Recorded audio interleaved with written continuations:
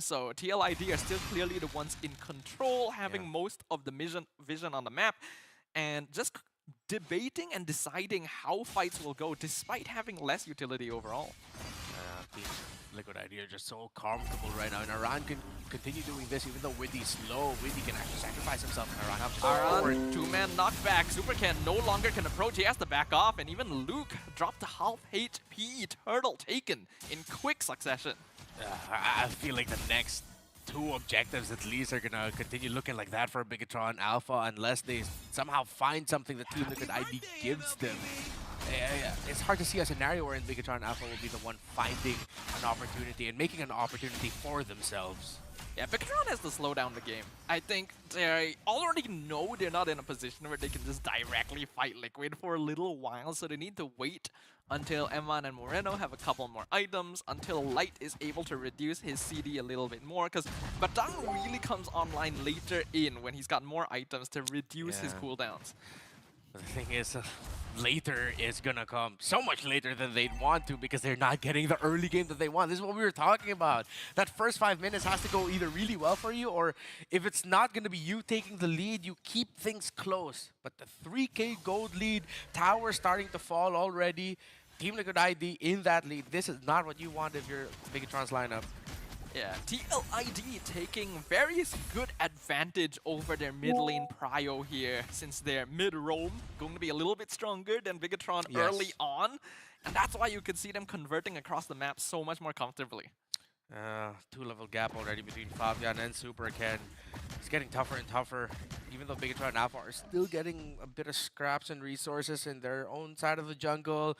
A little bit of the minion waves that Team Liquid ID is allowing to push forward. It's still going to take quite some time until they're in a very healthy fighting position. So, Renmar, what would you say Bigatron needs to do in this position to try and regain control over the game? If they can somehow catch a member of Team Liquid ID splitting off from the rest, that's it. Because Team Liquid ID are one of those teams that if they have that lead, they love committing that 4-1 split. Send one far and then 4 push forward. This might be a good chance. Dodged by Aaron. He's able to flicker out, but Widdy gonna be stuck under the wall, under the tower. Light managing to get that pick off. Aaron also committing the ultimate, but Eman with the snipe, stealing the turtle away.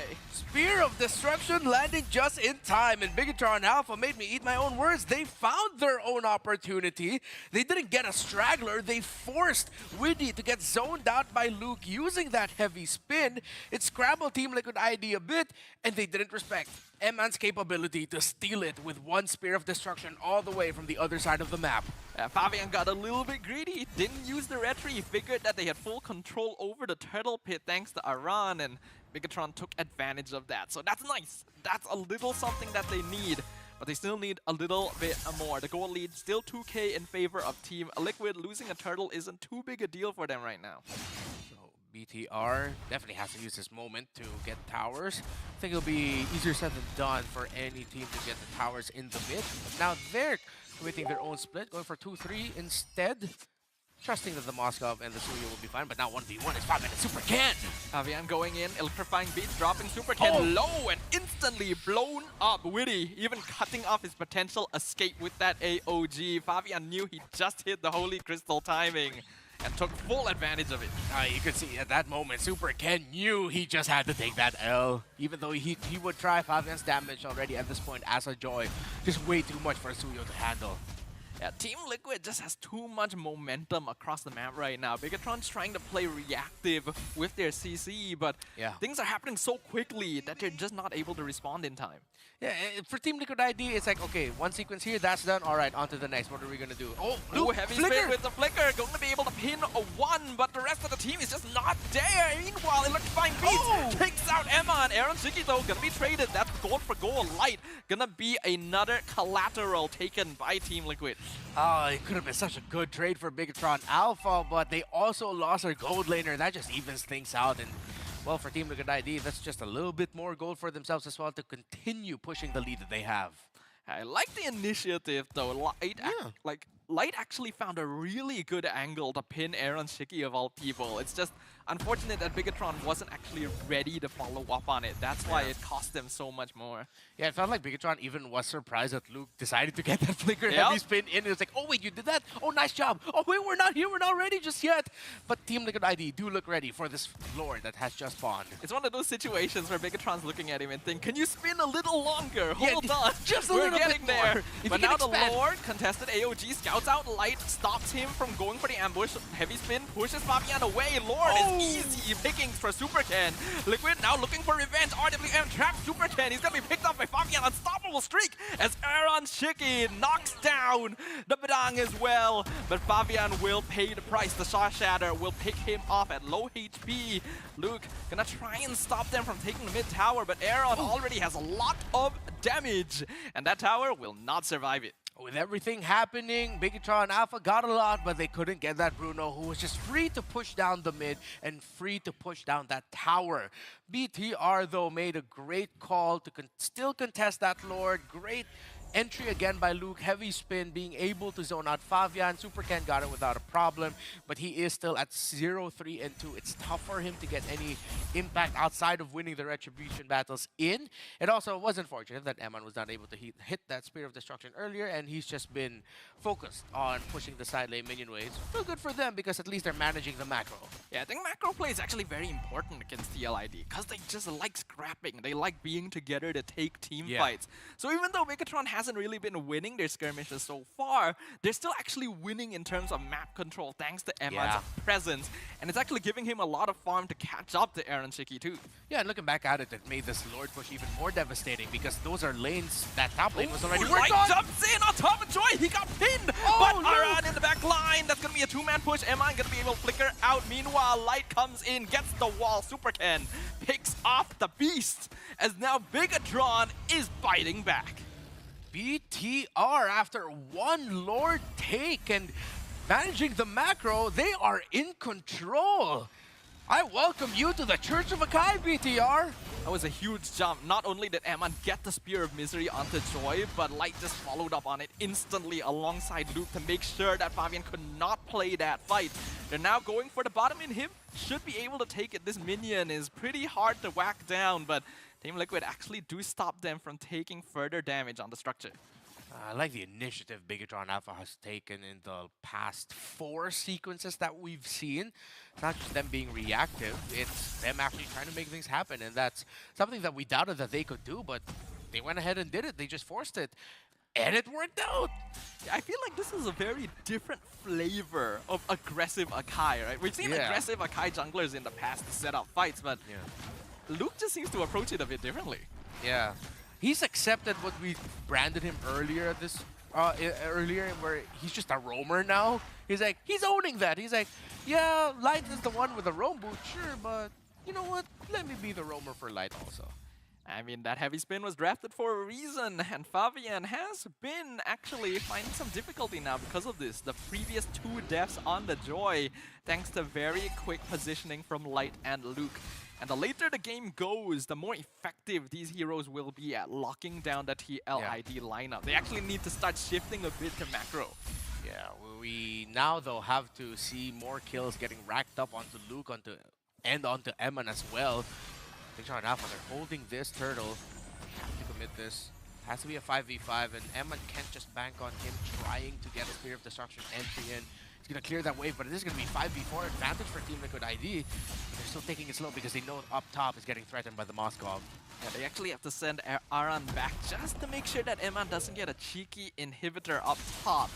Bigatron is aware of this, but will still play it safe. They don't actually know of Fabian's positioning just yet. And Team Liquid is starting to reposition. I think Bigatron wants to trade this for the tower. Yeah, okay, so that is no Joy showing up for Team Liquid ID. Let's see if Bigatron Alpha would just decide to push this, knowing that the Joy isn't there. Oh, Aldrago comes in. That's going to be the fist break on Aran. He gets the combo onto Luke. Really? Bigatron still taking things slow. Eman comes in with Spear of Destruction. AOG lands in the backline, knocks up one, but Aran is gone. Super Ken comes in with the Soul Stuffer as Fabian melts down Bigatron Alpha. It is a 2-for-3 trade and make that 4 with a triple kill going to the Usurper himself. Perfect entry by Fabian. They knew he wasn't there. They didn't see him coming back to join in, and now it's just Luke against 3 members of TLID plus 1 siege minion.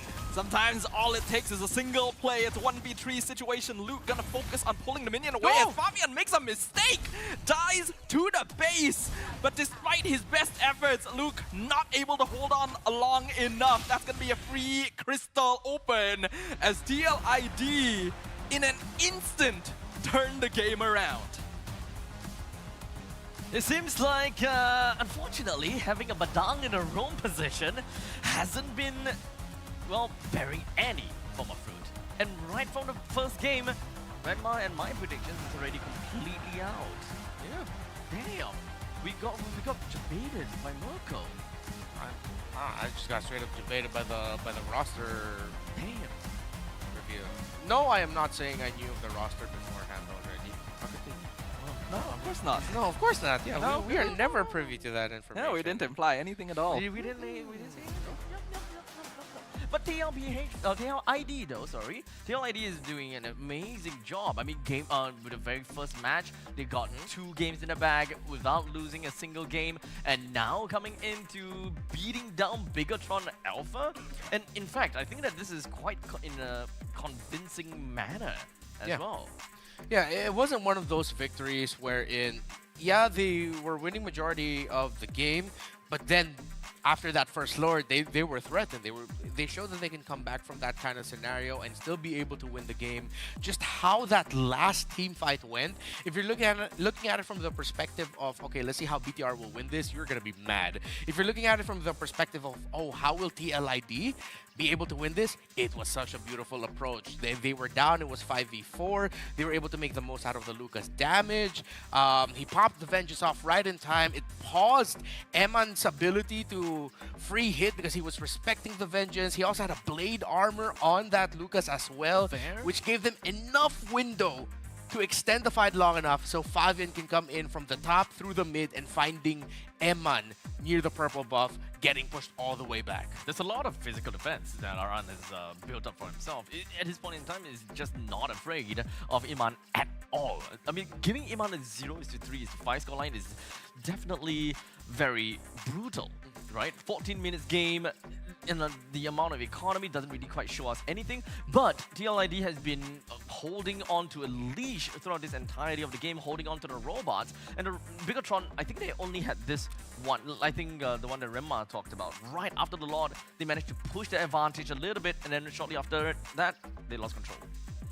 Because I like the idea that Bigatron came into this match with. Their draft is solid, I think their approach was good, but the biggest thing you have to consider when you're playing against TLID is not letting them play the game the way they want to.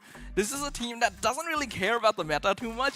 It's all about what they are individually capable of executing.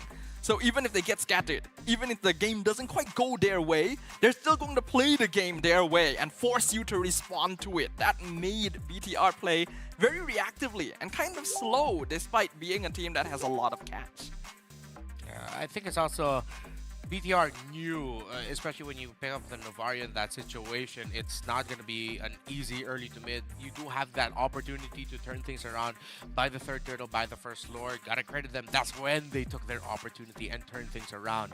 But all throughout, that's what we said. This lineup of TLID will work well in the early, mid, late, at any point in that game. And they just looked all comfortable throughout, even in the scenario when Bigatron Alpha took the lead away from them. You can very clearly tell and clearly see where that lead started to turn around at, right? It's somewhere around 11 minutes, right? Yeah. Around 11 minutes in. It's a deep plunge when it comes down to both EXP and gold. But regardless, the main thing is Team Liquid Indonesia, they still managed to find it at the final moment. And one thing's for sure though, it's definitely very uncomfortable to see Luke spinning all the way, throwing Fabian closer and closer to Moreno. Ah, man, that is definitely sad to see. It's really tough too because Bigatron Alpha had all the information they needed to take that last fight. Him hungry. They knew that Fabian wasn't there. They knew Eman was threatening the top, but then Eman still decided to join in the... No, excuse me, not Eman, but someone else was threatening up. No, it was Eman, right? It was I don't remember. It Yeah, was Eman. yeah, he joined in because he entered with the Spear of Destruction. But then in the end, it was as if, well, I'm not gonna sugarcoat it. Team Liquid ID just fought that last fight better. They I out agree. executed in every aspect up against Bigatron Alpha. This is rough, right? I mean, Fabian 8:3:2 with a total of 832 GPM Hey. and a total kill participation of 77%. Team Liquid Indonesia, wait, at this point in time, 2-0 could even be possible, and this is definitely going to be super crushing for Merkel. Yep. I mean, best team in the world. What else did he say again? Like strongest team in the world, Strongest- undefeated in M6 because they weren't at M6. You know, you can't lose if you're not there. But I digress, right?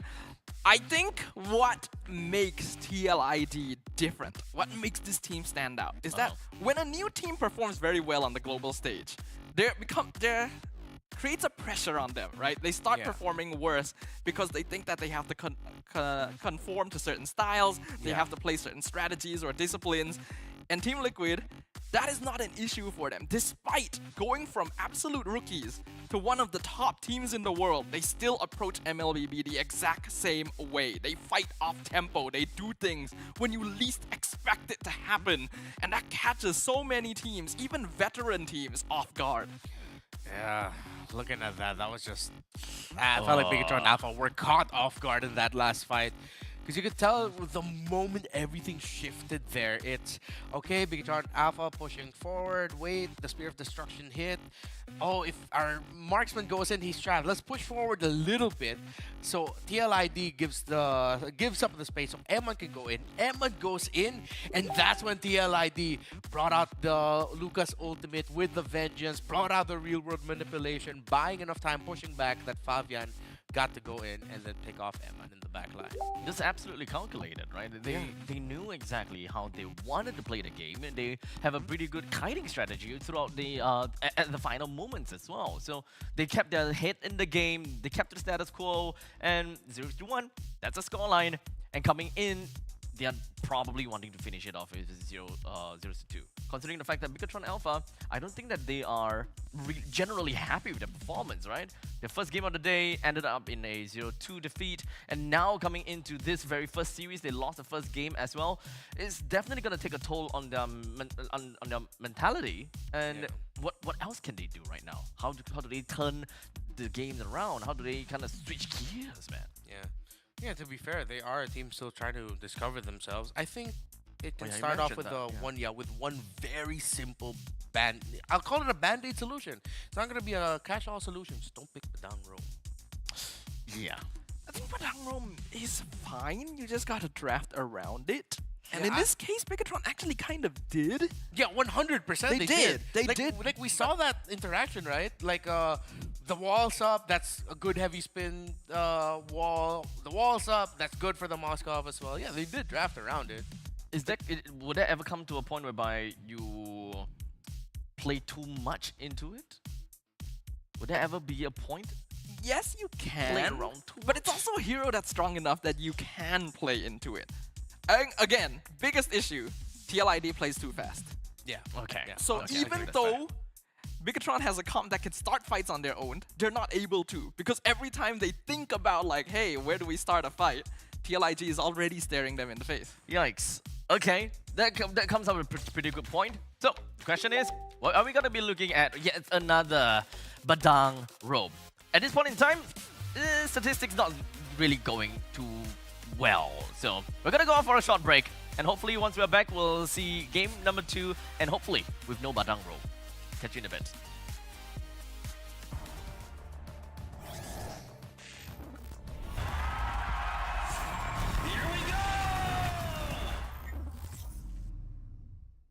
The Snapdragon Pro Series is brought to you by Snapdragon Elite Gaming and DHL.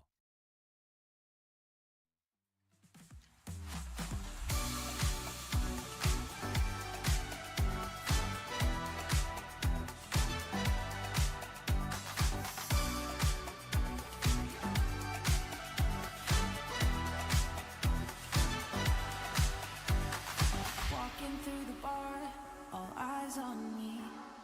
People picking up my energy.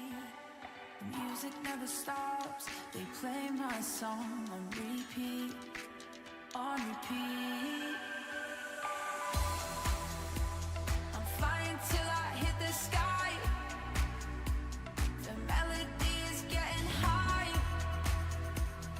You know how to free my mind, my mind.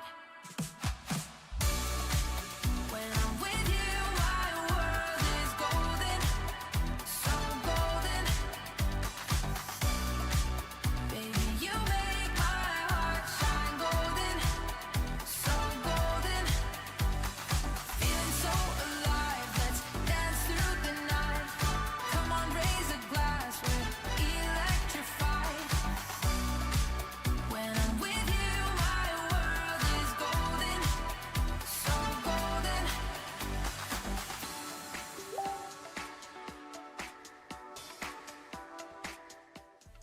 Welcome back to the show here at Snapdragon Mobile Challenge Finals Group Stage Season 6, where all of the amazing games is happening in Johor Bahru, Malaysia. But us, though, we are on the other side of Malaysia, Kuala Lumpur, in the ESL studio. We are very comfy, as you can see here in Stream A. A for best stream. A stream. A for best. Yeah. Yeah. I mean, A for the A stream. That starts with Yeah, A. I mean, it doesn't have to start with the same thing. We'll move on from my mistake. There's, You think you'd know that. Your name starts with A. exactly. That's true. A for abstract. How'd you mess that up? I can't do alphabets. A, C, D, F, G, Yeah. I, Z, K, L, M, know- N. If you think it's right, then I will support you. It's all subjective in the No, you end, can't. right? You can't support this kind of behavior. Why not, man? Hey, So hey, how is he supposed to survive in the world? I if don't you- have to. I just need a high. I just need a high loss that is just cheering me on the sidelines and make me feel happy. Yeah, you need Why a pro high like lows support. specifically? Well, he just stands there. And if he has Revitalize, he stands there and just cheers you on. Yeah, That's what he does. exactly. Oh, okay. Be the high loss. Yeah. Okay. Do you want to be my high loss? No. Raiders to robots, alright? So we've got Light and Iman bringing their chemistry as former teammates to Bigatron. As much as possible, we would love to see them being able to, smack away the competitions. But at this point in time, it kind of seems like this chemistry is just not really showing us anything. So give us back Pamela. Yeah. Pamela should get a chance to shine in the spotlight, you know? Yeah. Exactly. Maybe Light has to start messaging Pamela. It's like, hey, how'd you get the chance finals? How'd you mesh so well with Bigatron, man? Something's not working right. You gotta show me your tricks. Well, let's see what tricks are gonna pop up here. Game Right number in 2. the sleeves. Yeah, game number 2. Seeing some tricks right now. That one needs to be in the PLID side. Just ban the Badang. I don't want to see the Badang roam at all. Or no one pick it up. But Or- then, yeah. I'm pretty sure there's a very good reason as to why all throughout this day, not just in this stream, but in the other streams as well, that Badang is getting fought over for so much.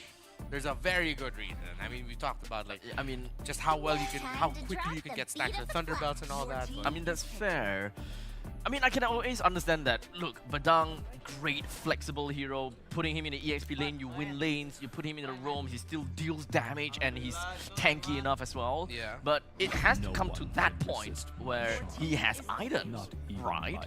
And so we are kind of missing out the early part, that gap of what can Badang realistically do.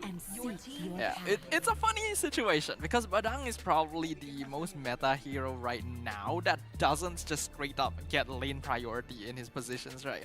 Whether you go EXP or roam, he's still generally not going to have as much control over the map because he wants to scale with items like you mentioned.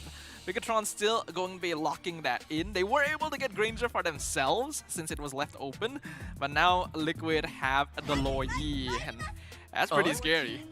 Huh? Oh. Whoa, yo, Wait, okay. whoa. Okay, this is news to me. Masha. Does anyone of us here on this desk even expected this? No, honestly, based on everything that we've been seeing, even from players who are willing to stream and even share their post-game results, I thought Yu Zhong would show up more. No. But it's Masha that they decided to prioritize. I mean, Luke has played a good amount of Masha in the past. That's true. That is one of his and it comforts. can be a niche pick because if you go like the multiple BOD build, you just one-shot the marksman in the late game, but you have to get there. Yeah, I mean, but to argue that, right? Then why would it be in phase 1? Why can't it be The falling a stars pocket pick brought us at the here. second phase? It's gotta be the surprise, right? Yeah, what is it about Masha? Like, are they trying to get in the heads of Team Liquid IDs? Like, oh, look at this, try to react to this. Because Masha Rome has definitely dipped out. The last time we saw Masha a little bit more prevalent was what you mentioned, which was Luke making it up in the EXP. So this is going to be a Badang Rome again, Yeah. most likely, and then an EXP lane Masha. And then we're just gonna fight again. Look what have you done to us, Megatron? Like you're unique. breaking picks. us. You're breaking us apart. By the way, Are if you just they? entered the stream, Team Liquid ID is leading 1-0. Yeah, they are the one that's leading 1-0. Yeah, not So- Megatron Alpha. The reason why you wouldn't pick Masha later on is, firstly, the hero isn't actually strong enough to be a powerful surprise pick at the end. So you can lock it in early to start banning counters in the EXP lane more comfortably. But it still feels really weird to me. Yeah, no. No, I absolutely agree. Do The they amount just of want to split impact. push? I mean, if you're talking about the old Masha, where you literally just thunderclap into the backlines and just instantly melted someone down with 3 of your Skygun and helmet, I can understand that it's the impactful one. But this is not that same Yeah. Masha anymore. I can get it if like Team Liquid has shown a lot of squishy heroes. And while their heroes are kind of squishy, they're not really like Masha targets a lot of time either. Like the Harif is the most obvious one, but that was picked after the Masha too. Exactly. So it's interesting. Maybe you can argue that the Masha has picked a split push to match the Loyi macro, but then you may as well go Sun, right? I think he does a better job. You may as well just go Benedetta as well, Yeah. right? I guess we'll see. There must be a reason. I mean, okay, so the only way that we can go about this is we hope that Megatron Alpha wins the next 2 games. And then we ask the coach, what's with this pick?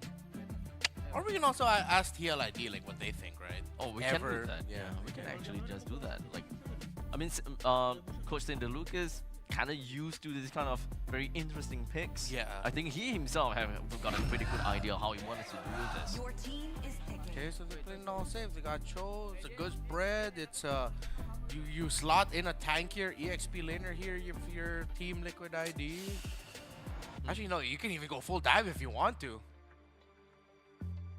Yeah, so far, I'm still liking what Team Liquid is pulling in. The Cho will match Badang very well in Roam. Will definitely outmaneuver him in the Roam position to provide vision. Is able to dive the back line to catch Granger. And I like that Liquid even ban out the Fredrin, right? If this Masha has damage, they need a tank jungler, and looks like Megatron will go for the Akai instead. Oh, Wait, what the hell? so it's an Akai jungle now. Yeah. Yeah, I mean, you did mention tank jungler, Yeah. right? Right. Okay. When did we devolve back into tank junglers? I mean, It's with always- Alpha out of the way. It's always been a floating option. Okay. It's like you can always, the Fred was always still there, but Not the best. not the prio, but more Yeah. of like if you go up against a Joy, you'd want to pick up the Fred because Right. you know it'll make the Joy struggle. Akai also is just very solid. Akai is deceptively fast with clearing. Not the first rotation though, but then once he gets to the second rotation, you start to feel just how fast Akai can clear the wave. That's a very unique lineup. It's all dive supplementing a Granger, and now they have to deal with a glue. Wow. Okay. So that is an EXP glue. That's an EXP glue. Okay. Okay, that's pretty much understandable. But do they even have enough damage to really make full use of the Way of the Dragon? This is back to the same problem that I've seen before in the previous series. No, I think they're fine, right? Suyo Yeah. already has solid early game burst. Loyi has some of the most ridiculous early game mid lane burst. And then you look at Megatron, they have like no early game damage. This is unique. I just really want to see how they are going to be piloting this mashup. Megatron Alpha, they have given us one heck of a show, and right now giving us even a surprise with a Moreno playing onto this mashup. How's that gonna look like as they go up against Team Liquid Indonesia? Very front heavy, and they are very dive heavy as well. Who's gonna be the one to come up with this game as this game goes to match point for TLID? All right, ladies and gentlemen. For those of you who are just joining us right now, this is our third match of the first day of the SPS Challenge Finals. Team Liquid ID currently 1 game up against Bigatron Alpha, who have decided to respond with a very interesting draft for game number 2. Yeah, interesting, 100%. They get Badang and Masha in the first phase, paired up with a Granger. They rounded out their draft with an Akai and Valentina. The Akai going into the jungle. And now TLID, this is a little bit more familiar with a lineup that we're more familiar with the current metagame, with what we saw back in the M6 World Championship as well, with the cheeky glue pick coming up. I feel like that glue actually sort of might have messed up a lot of the plans Bigatron wanted to do with their melee heavy lineup. Moreno has the flicker very, very early here. A good collapse by Witty and Fabian to immediately threaten the mid lane. Team Liquid, they want to fight this game. They've got 4 Impure Ages, but the Fist Break catches 2. Heskel flickers forward. Yin Yang reaction bursts down Super Ken. This is why Pandas are endangered as first blood goes to Team Liquid. Moreno, no flicker anymore. That was already spent earlier. Witty gets another kill. Okay, trades all around. 2-1 is the lead for Team Liquid ID. The Fabian was still able to get chased down by Luke, but Super Ken already started to feel a bit of a struggle, knowing now that Team Liquid ID are going to be aggressive even though they're up against a tanky jungler. I think that's also supplemented by the fact that they know that they're up against a Badang rope. They were able to combo with the Badang, but at that point, they didn't have the follow-up they needed just yet. The damage isn't just quite there. It is still very early. Yeah, Light actually got a great Fizz Break, but Yeah. they have no early game damage. Like we mentioned, right? Aran just splits. He gets caught by everything, doesn't really care, just walks out, and Team Liquid gets a free turtle. This is why this draft confused us so much. Yeah, with a melee heavy focus. Oh, diversion? Oh, okay. Are they gonna look for Super Ken? 3 members of Bigatron here, so Liquid won't get anything there, but the threat still exists. Yeah, they should just back off. So this what makes the glue pick even better, because in hindsight now it's like, well, yeah, that was like the best pick you could go for. You're up against so much melee that wants to get close. In that last one, the moment we saw the split by Iran, you see Bigatron Alpha go, yeah, no, I'm head out of here. I'm not gonna commit anything against that glue in a split. They just have no damage anymore. I don't know why they didn't go like Fair Miss or Vex as their last pick. Like, Valentina, what are you really going to prioritize here? Yeah. Team Liquid still going to be contesting. At least the Litho goes over the Super Ken, but you can see just how little control Bigatron has already. These are still trying to make it. Heavy spin catches Aran, but again, not enough damage. Way of the Dragon stops one more. Aran just splits out of there. Wow. Yin Yang reaction catches 3, but they stun Witty, and again, no damage. This is a problem. Diversion with 2 members into the backline. Eman does win a 1v1 against Aaron, but now the diversion comes in. Aran is finally picked off. And looks like Bigatron does get a victory here. Yeah, it felt like a war of attrition that Bigatron started, but didn't start well for them. But then in the long run, it still worked out. And heck, I think Eman also deserves so much praise. The fact that the win up top is now more devastating because he 1v1'd Harris. 3-man dive on top of Fabian in the top lane, and again, not enough damage. This is, again, a huge issue. 3 members diving, ganking, and you can't kill a Suyo. Yeah, there's a problem here. Yeah, something's going on. Let's see, maybe once it gets to the point where across the board they have at least 3 items on average, we're gonna start seeing Maybe how problematic this lineup can be for Team Liquid ID. Maybe it might get to the point that they might just get overloaded with tanky presence, a lot of dive, a lot of crowd control. But then every time I think of that also, now I just cannot get out of my head that there is a glue on the other side. Yes, and that glue is already zoning out Superkin, so Fabian gets another free turtle. One consolation though for Bigatron is that they actually do have a slight goal lead after their previous fight victory, and Luke has been getting a lot of the kills, which means that this Masha can become one of the main sources of DPS. He has gone Heptasis, so it is indeed Burst Masha, but isn't gonna be enough. I wonder if in the team fights later we'll just see Luke trying to hunt down either Aaron or Heavy Fabian. spin on Aran again, flickers out, split. Will he be able to survive? Yes, he will, because again, not enough damage. no. Jumps off top of the Panda, pulls him back into Fabian. Luke trying to tank as much damage as possible. Moreno coming in for backup. They will trade 1-for-1, but Witty comes in. Fabian gets the shutdown. Another diversion locks down Moreno and forces back to Valentina as Fabian dives behind the tower. Picks him off. Double kill to the TLID jungler. Widdy is able to find Emma, but that is going to be the end of that sequence. Trying to poke down this Cho, but with Fabian there, that's a reset. And from a slower pace, calculated game, we are reminded again of the biggest problem Bigatron Alpha had to face in game number 1. TLID just knows how to move so fast, so decisive. It went from a sequence of trying to find picks positioning around the mid, suddenly exploding into a massive trade up top. To be fair, they were reacting to what Bigatron Alpha started, but that reaction was so devastating. Yeah. Like Bigatron, I like that they're being active. I like that they're being aggressive. This is how they were supposed to play in game number 1. Yeah. They had the draft to do this. But now in game number 2, they need items, right? Valentina and Granger both need the scale. Masha needs items as well. So you can see that Team Liquid are just escaping these catches every single time.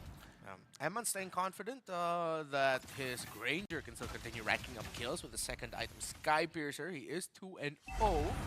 So we're going to be seeing Emman potentially sacrificing dealing damage in a fight to just stay alive so that he can keep the Sky Piercer stacks up. Third turtle of the game.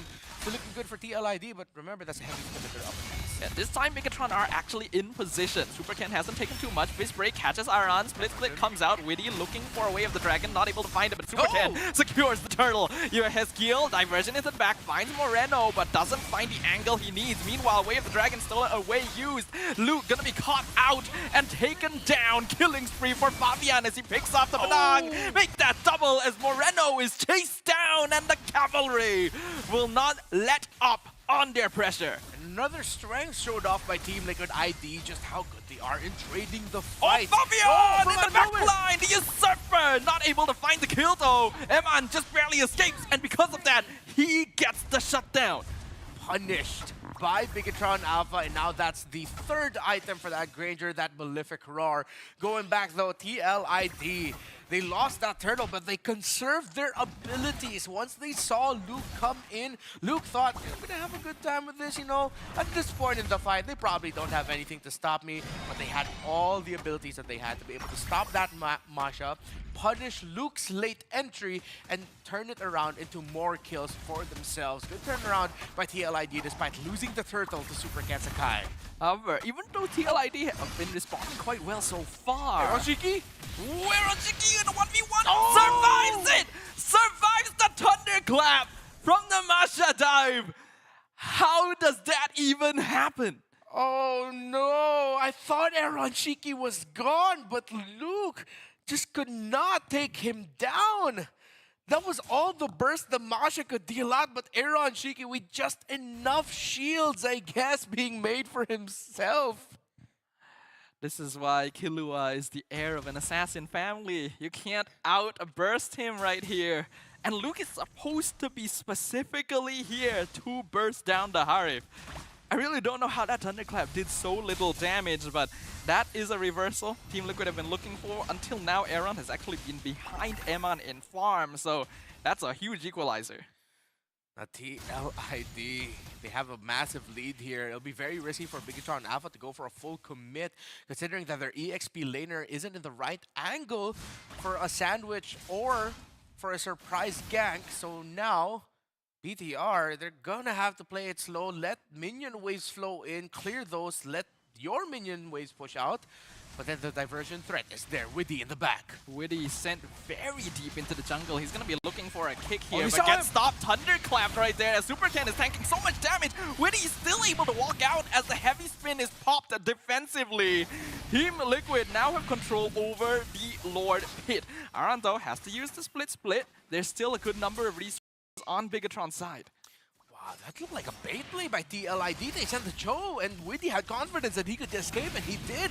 13,000, no one's letting go. They're gonna commit. Oh, the Thunderclap committed. Aran bursted down by Eman. Mega kill as Luke will trade his own life away. Kick. Dragon finds Ken. He gets knocked back right into Hezkiel as Team Liquid hit back even harder. In Hungary. With the flicker, fist break, not gonna be enough. The team is not there. Fabian survives. He gets the Lord, and he gets a kill on top of everything. Another diversion comes in. They're gonna send Aaron and Yehezkiel into the back, but Eman and Moreno have already left the scene. Yeah, they had a feeling that that was going to be someone there in one of those two shrubs. Eman actually checked the shrub that Team Liquid ID went into with the diversion, but checked it before they arrived. He checked the next one, but Bigatron Alpha weren't also completely healthy, so they couldn't commit that gank. With the head and Yehezkiel could not get Eman, but you don't need to. They have the Lord marching in, and Bigatron Alpha are in a very uncomfortable position right now. Yeah, Luke just finished his first VOD, so that's gonna be a big spike in damage potential, but you really gotta use it on the right person. And I'm not even sure if it's enough to actually one-shot Aaron at this point. You might have to try and find Yehezkiel as another diversion comes in. Super Ken gonna be locked down under the tier 2. Lord crashes in. That is the final external tower taken out from the side of Bigatron as Fabian is pushing bot as well. The Lord will finally be cleared up, but the damage is done. TLID are starting to really run away with this one. The Bigatron Alpha's dive-focused, melee-focused lineup trying to just supplement the pokes of one hero built the poke from Granger. It's way too risky. TLID just has so many tools to make that lineup struggle. And they're making them struggle really hard right now. We can see already 5k net worth lead, even though Team Liquid were actually behind in farm initially. Their mid-game team fights have just gone so smoothly. And now the Divine Glaive completed for Aaron as well. So this Harif, if it wasn't hitting hard before, gonna be hitting even harder now. It's always been the theme of Team Liquid ID. They're known for being very fast. Sure, they usually do win early games, but if it ever gets to the point where they're reliant on a mid-game power spike, they know those timers so well. Around 7 to 10 minutes, they're very comfortable, either as the team leading or as a team trying to crawl back. Even at this point, look, you see Widdy at an angle that is quite aggressive, but it just opens up a possibility if ever Bigatron Alpha overextend and try to push out through the bottom side of the jungle. Widdy will be there. Bigatron Alpha has him checked, but with one member there getting information, Team Liquid ID has the advantage here. Yeah, and you could even see there in that previous interaction where Fabian's just like sniping the orange buff away. There's 4 members of Bigatron there. Yeah. And even then, he alone threatens them enough that Superkin has to retreat the buff instead of giving it over to Eman, right? So Liquid is still making their presence known on the map. Yeah. And they're also making, alongside with what you said, the other best example of TLID forcing out resources from Bigatron Alpha before the initial fight has started is in the previous Lord. Superken died there and they weren't able to properly contest on Lord because he used a heavy spin way earlier in that sequence and he was just kicked back by Widdy. And with Team Liquid ID now in position, this does not look like the healthiest approach for Bigatron Alpha to try and full contest this. Yeah, this is gonna be one of their final chances right now. The lanes are not pushed up too heavily, so they're still able to walk up to maybe contest. But you can see the sniping, the poking coming in. Luke is positioned to maybe get a ganky into the backline. If he can burst down Fabian, it would be huge. But the split comes out, diversion into the top lane as Widdy with the conceal looks for a target. Eman going to be able to dash away. Meanwhile, Luke gonna commit onto Fabian. Thunderclap doing a lot of damage. He finishes him off. He trades himself for the jungler. Meanwhile, in the top lane, Yehezkiel 1v3 still surviving all of it as Aaron Shiki will now follow up. It's still a 1-for-1, but Bigatron actually having the better trade. Oh, we saw what TLID wanted to do. That could have been the game-winning MVP-making play by TLID, specifically Widdy with the conceal, and of course, coming off of the diversion all the way to the back, but they just could not find anyone. In the long run, it ended up becoming Fabian walking into the shrub where Luke was.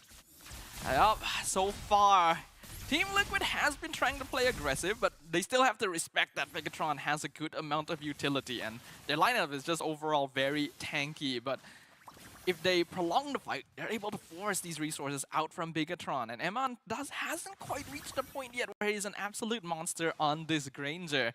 So Team Liquid still in the driver's seat. We see Moreno as a Valentina has the ultimate of the Cho. what they can do with a Wave of the Dragon in the hands of a Valentina. Let's see. It's either going to be for peeling or miraculously a hell of a setup by a Cho cosplay. Witty providing vision, spots out Moreno in the bush. Team Liquid, they're setting up for a fight here. Fabian already being sent to clear the bottom wave, so Bigatron actually has to send people back to make sure a backdoor doesn't happen. This will give an opening to Team Liquid to start securing the Lord quite handily. We can see Witty still providing vision, still scouting out the back, trying to catch anyone out of position as the Yin-Yang reaction drops Supercan down to half HP. A health bar already gone and Luke Thunderclap doing absolutely nothing as Luke is just blown up and the Lord is secured away by TLID. They were so split up. The moment Fabian forced the reaction from Bigatron Alpha to send Eman to the bottom lane, that made the Valentina go back. It was left in the Lord. It was Super Ken and Luke, and at that moment, they really shouldn't have just stood there anymore. They were outnumbered. They ended up giving the kill. At some point, someone in Bigatron Alpha should have made the call. Let's just give this up and let's not give any more kills. We talked about how earlier Team Liquid is a team that loves these scrappy, chaotic team fights, but I think this is an example of the opposite. This is a very disciplined TLID. They are specifically controlling macro to not allow Bigatron to fight together. And now the lanes are all synced up. They're looking for every inhibitor possible. Conceal play comes out, zoning out Bigatron.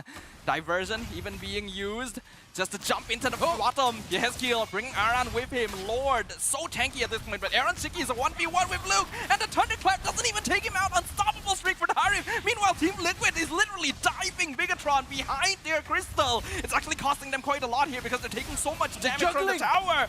And Bigatron is juggling all of them. They're so low, but TLID has overcommitted. So the crystal will still stand. Bigatron Alpha survives the fight. Well, maybe at least 2 more fights if ever it doesn't go way too bad for them. But TLID, a little bit too eager to end it there. This is an opening for Bigatron Alpha. They don't need to manage minion waves at the bottom. Let's see if they can get a tower in the mid. But the low Yi should be able to clear it. But they're not even going to go past the second tower. Way too risky. They're just going to wait to see how deep Bigatron Alpha will try to go to get macro in the map. Yeah, Bigatron should be able to get the tier 2 here, but going for the inhibitor is unlikely.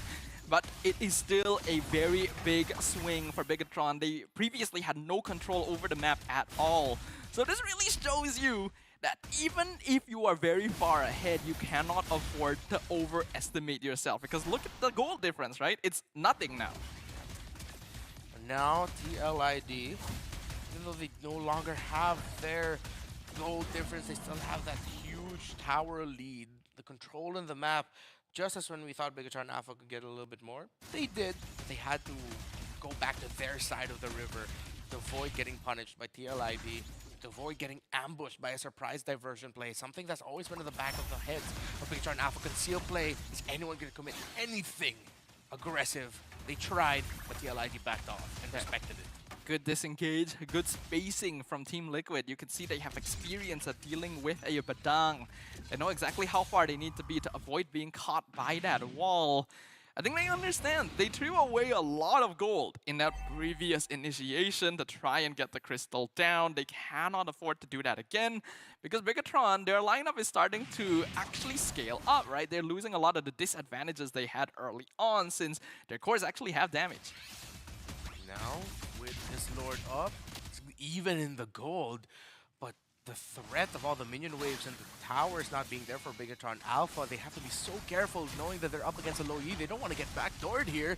And TLID aren't even letting BTR get close to the Lord. They're taking it without a problem. Yeah, Aran's just on top of Superken. Doesn't even mind if he dies here, and he's not going to. Even forces a defensive heavy spin as Team Liquid takes the Lord with barely any congestion from BTR. With everything that has happened, it goes back to the simple fact that the last pick glue just shuts down so much of what Bigatron Alpha wants to do. You could say that it is the glue that holds Team Liquid's comp together. I like that. It holds Team Liquid ID, it makes Bigatron Alpha fall apart. Yep. It puts them in a sticky situation instead, right? I think it's great. And that's why the Masha pick confused us so much, right? It's so it's so early to show it and doesn't even work all that well, even if it's a comfort pick. Well, just as we were saying it, Luke blows up Fabian though. As Team Liquid still gonna continue. Zaman Force comes out, heavy spin used, Winter Crown used on Aaron, but he's pinned against the tower. Immortality gone, Lord on top of the crystal, but they've lost Harim. As Megatron still holding the defense, they've taken out the Lord. Liquid is punished once again. Moreno keeping them in place for Eman. Diversion comes out, they want to set up, but the fist break knocks them out of the circle! And Aran is taken out. Punishment for their overconfidence. It's not over yet. Yehizkill got away, but it was Aran who was completely knocked out of the circle of the ultimate of the low Yi. The fist break from Light coming in just in time. And again, it's Widdy and Yehizkill left. Looking at the items, it's a full defense build onto that Akai with a Winter Crown to boot. Not using the Immortality, would want to do the combination of heavy spin, pin someone down, then pop the Winter Crown, and you're good to go. While the Masha at full damage, we saw that chance for them to defend came off of the back of Luke finding Fabian and blowing him up. We talked about how Team Liquid, they don't let anything get to their heads. No matter what happens in the Land of Dawn, they'll still proceed the game the same way they always have. And in a situation like this, where the jungler, one of their main sources of damage, was bursted before the fight even started, it didn't rattle them. But this is a case of it being a bad thing rather than a good thing. Because without the numbers, they actually cannot push into the base of Bigatron. There needs to be more respect there. Yeah, you saw that they tried to just throw bodies and hope that they could end it there. But at that point, with everyone so online, Light having the damage there, the damage from the Granger, the damage from the Valentina most importantly, it looks like it's easier said than done to end it if they aren't complete as 5.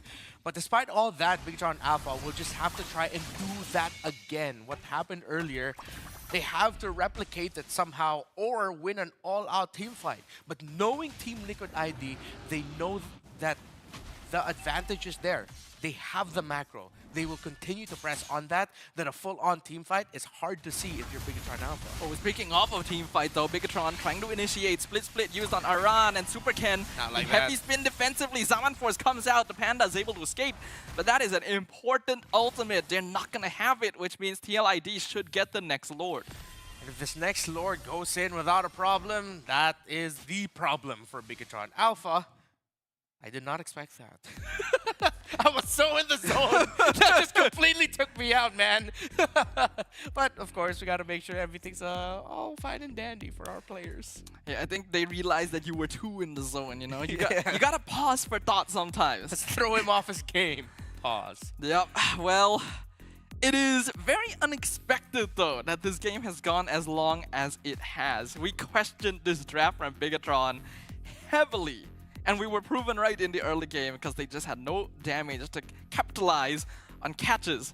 But TLID has made mistake after mistake.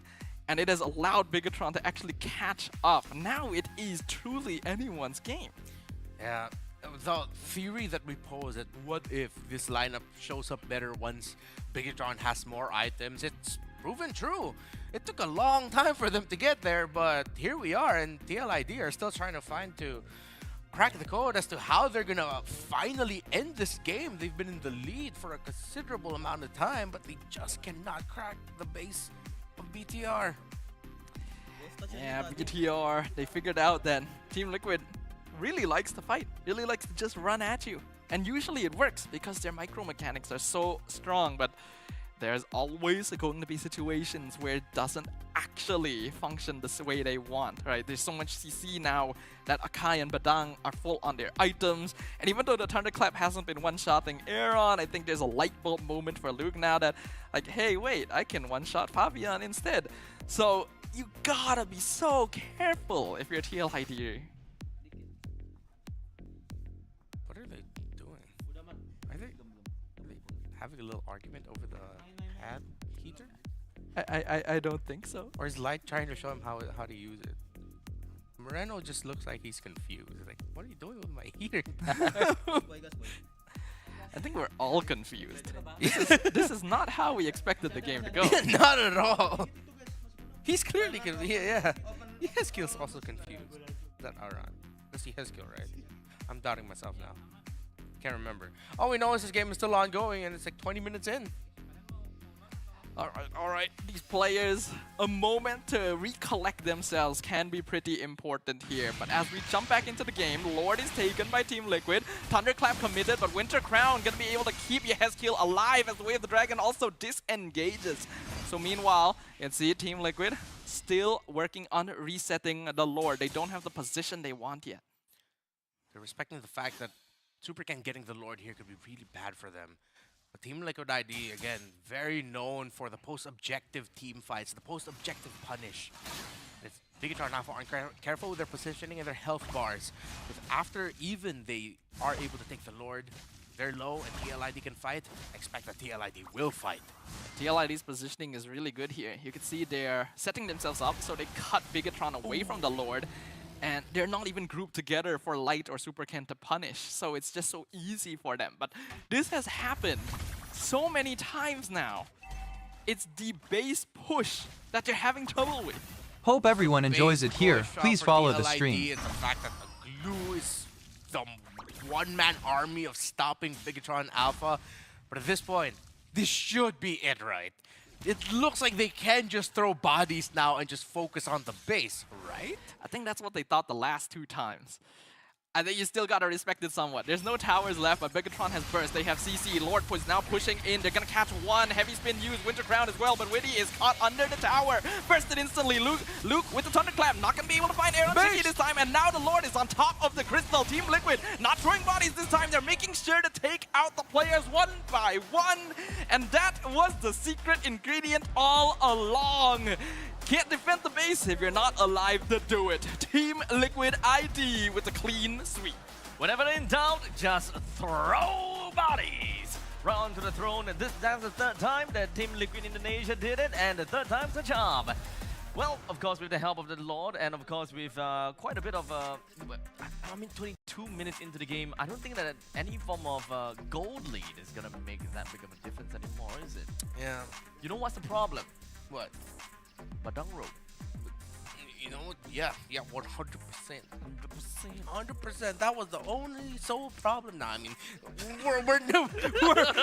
we're thrashing to the Padang rope too much. But I mean, this time around, something I must say, with how this game number 2 went, it feels like, you know that scene in the movie where the main character doesn't get what he wants, but the crowd around him, the crowd of strangers around him just appreciates him trying, and they give him that slow clap until everyone starts clapping. I feel like we can do that for BTR, because again, this lineup was straight up weird, but then they showed us just how good weird can be. Until eventually, you know, it struggled because again they couldn't get close. But I mean, the slow clap the for 3 BTR. POD was slow clap worthy. Yeah. I can agree with slow clapping for VTR. Yeah. But also the only reason this lineup worked is because TLID were messing up. And they were messing up hard. Hard with a capital H. This has been a problem for TLID recently. There's a reason all of us predicted BTR the victory here. There are cracks in the armor. You can see that the rookies are still somewhat inexperienced. They just gotta clean up their act a little bit more. Yeah, and we especially saw that with the last one where, what if you do an approach that's so clean, you are checking out all the right boxes, Widdy was zoned out, yeah, but you see the members of BTR were around Aaron Shiki and were helping him deal with the inevitable Master Dive. Luke dived to the back line, Aaron Shiki survived it. Widdy, I can't recall if he was taken out, if he ended up becoming the trade, but they forced a reaction, the pin down ended up landing onto Widdy, but TLID still had their Harith, and they still had a very healthy Lord and Minion waves to push with, and they just, after getting that one trade, and they knew their Harith was alive, they just went ahead and ended it. And you can see just how calculated they were at the end. I gotta have to say, right?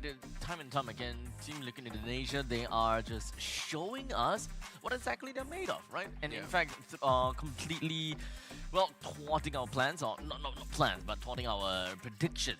2-0, 2-0, 2-0, 2-0, 2-1. In fact, getting a 2-0 for themselves instead. This is quite formidable against a lineup like Bigatron Alpha. And then when we look at the golden EXP graph, it looks kind of similar to the previous game as well, where Liquid has control, and then they suddenly throw away the goal lead towards the end. They still win, of course, because the draft from Bigatron is still a bit weird, but it did not need to go this far. It did not need to happen this way. If they just took it a little bit, just a tiny bit slower. Yeah. Again, though, I still really want to commend that last pick, Lou. That was chef's kiss, the perfect way to end that draft. Seeing what you're up against, it is a very red side last pick. The old strength of the red side that's always been this last pick could potentially mess up 3, if not all of the heroes on your other side. And it messed up 4 of the melee heroes of the side of Bigatron Alpha. We're gonna have to give a huge shout out over to Fabian as well, with a 5-5-8 score line, a total of 786 GPM, with a total of 72% Q participation as the Suyo. And understandably, Team Liquid ID, when we have mentioned this a couple of times already, they managed to get themselves the 2-0 victory against Bigatron Alpha. Now, we will come to the point whereby we will get to interview the coach real soon. So I'm just kind of like getting it in my head again. Team Liquid Indonesia, they played 2 of their games. In fact, I think that they only need to play 2 games per day for the for today, right? So they've already completed today's games, and they won both in a 2-0 fashion. I think they're starting up really strong. Well, in the meantime, for Bigatron Alpha, there could still be a chance. This is just experimentation phase, right? Yeah. Because it's all just, there's no stakes involved, and they're just trying things out. Hey, how does Archive plus a Badang goes together? Does that work together? Is that fine? Is that fun? You know? I think it works together just fine. It's the rest of it that was a problem. The Masha confuses me a bit. I think they forgot to really consider the possibility of a glue when they went to Valentina, because if they had a Faramis instead, completely different game, 100%. But it was still going pretty well early on, right? I think Eman especially, being able to win lane against Aaron gave Bigatron so much space. TLID here just knew that they had the lineup that should do a much better time compared to Bigatron Alpha. One of the big reasons also as to why Fabian was the MVP here is, again, classic Fabian things of just when you thought you're gonna escape or you're gonna win a fight, Fabian comes in. And then, of course, we saw it happen twice or thrice where Luke tried to take down a key target but just didn't have the damage to go full blast. He was able to do it once to Fabian. That stopped the push before this before the last one, but that was that rarely happened. I also feel like, I'm sorry to say, I don't feel like Light was piloting Badang very well. Just straight up, like, this is a hero that can be very aggressive, can keep someone perma-locked forever, and I feel like he spent the entire game just waiting for Team Liquid ID to be grouped up so that he could get a huge, like, 3-4 man fist crack. But when you're at this point, you gotta just commit to someone. You just gotta catch someone, remove them from the fight. Otherwise, you're not actually doing anything. Understand? Yeah, I think that makes sense. I mean, I've always seen Light, and whenever I think of Light, I'm thinking Kufra. Damn, that guy's Kufra. Whenever he just jumps in, well, perfect setups all the time, and he's always the one that's taking the spotlight. But this game, definitely TLID, they got themselves quite one heck of a performance, and they got the spotlight shining on them. I think we also really just have to acknowledge the fact that pretty sure leading up to this, again, it's not just BTR who's been packing up, bringing out the Badangs. It's pretty much every other team in SPS so far are either banning Badang or taking it for themselves. Meaning something has happened leading up to the challenge finals that made people go, Badang roam is the way to go. We haven't seen it completely translated to wins just yet, but maybe we will see it eventually. Hopefully. Well, maybe we can ask some of these questions that we would love to ask over to our new interviewee, and I believe that I heard it as a face hugger, you know? So we're just gonna be bringing him right onto the broadcast. Hello, Coach. Hello. Hello. How have you been? 2-0 against Bigatron Alpha. Is this an expected result for you? Yeah. So, apa? Confident. It's just a confident. No, we expected 2-0. that. Expected 2-0. 2-0. Yeah. Easy, simple. Any question from you guys? I think a lot of people have been talking about the new lineup of Easy, Bigatron, easy. right? I've heard that apparently they've been doing fairly well in scrims as well. So when you went into this, did you have any special preparation against BTR, or you just expected to be able to win against them even without like preparing too much? I think we treat all the team the same. So we know special treatment for them. No special Okay. treatment. All right. So Okay. one of the main points of conversation lately in this broadcast has been, well, Badang. Yeah. What is it about this hero from your perspective that it's leading to a lot of teams so far in SPS have been banning or prioritizing Badang, not just BTR. So what's with Badang now? I think Badang is good for tank and flexible hero also. So this hero is really good in the first phase pick and have a lot of versatile style to play. Like you can to be a front lane or you can be set up. So this hero is a big pick lah in the first 3 pick. Understand. Yeah, I can agree with that, but I gotta follow up on that question because BTR picked Badang in both of their games, and they lost both their games with Badang. So what went wrong for them? I think we just too good maybe.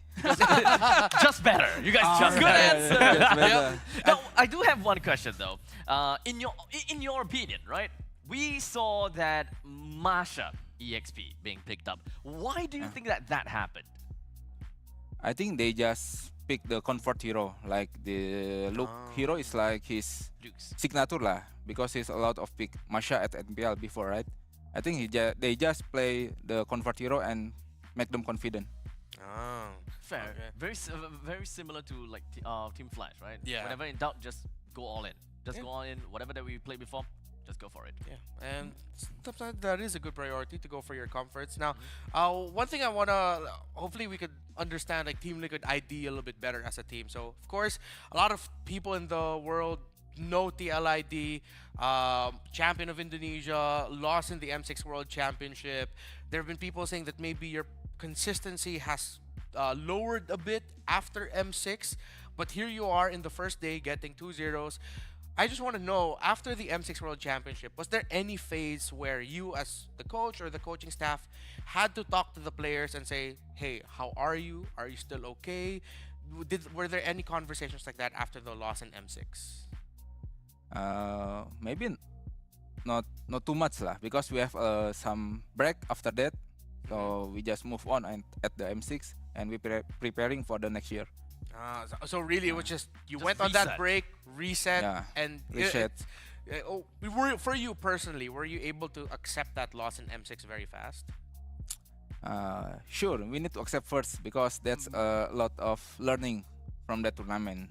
So we can move on and maybe step side at the AWC Yeah, that's true. And I mean, and MPL season 15. Yeah. yeah, it's coming Yeah. up. And you started off your first day in SPS, both sweep victories, and yeah, TLID adjusted very fast. Exactly. TLID had a spectacular performance today, and I'm super excited for that. So before we go off, or rather before we go off, is there any message that you'd like to say over to your audience, players, and everyone that's watching the stream? No, I think there's nothing left to say. I think what he meant to say is thank you so much to everyone for Yeah. supporting Team Liquid Indonesia. We will continue to do our best in the next coming few days. Correct? That's right. That's right. I gotcha. Thank you for that. All right, thank you, coach. Thank you, coach. Okay, thank you. All right, so guys, we have went through 3 matches of today already, and today is the only day where we will be watching all 4 matches, right? The next few days, next 2 days is 3 matches. Today we have 4 matches, and the last game happens to be RRQ Hoshi versus Aurora. And we have definitely saw how Aurora fared because of their game against Falcon Esports. Falcons Esports. Yeah, they got swept by Falcon Ooh. Esports earlier. They're going up against a team that also got a loss against Evos Holy Evos earlier, Holy, but they were able to get that It was one a game. 2-1. Yeah. Yeah.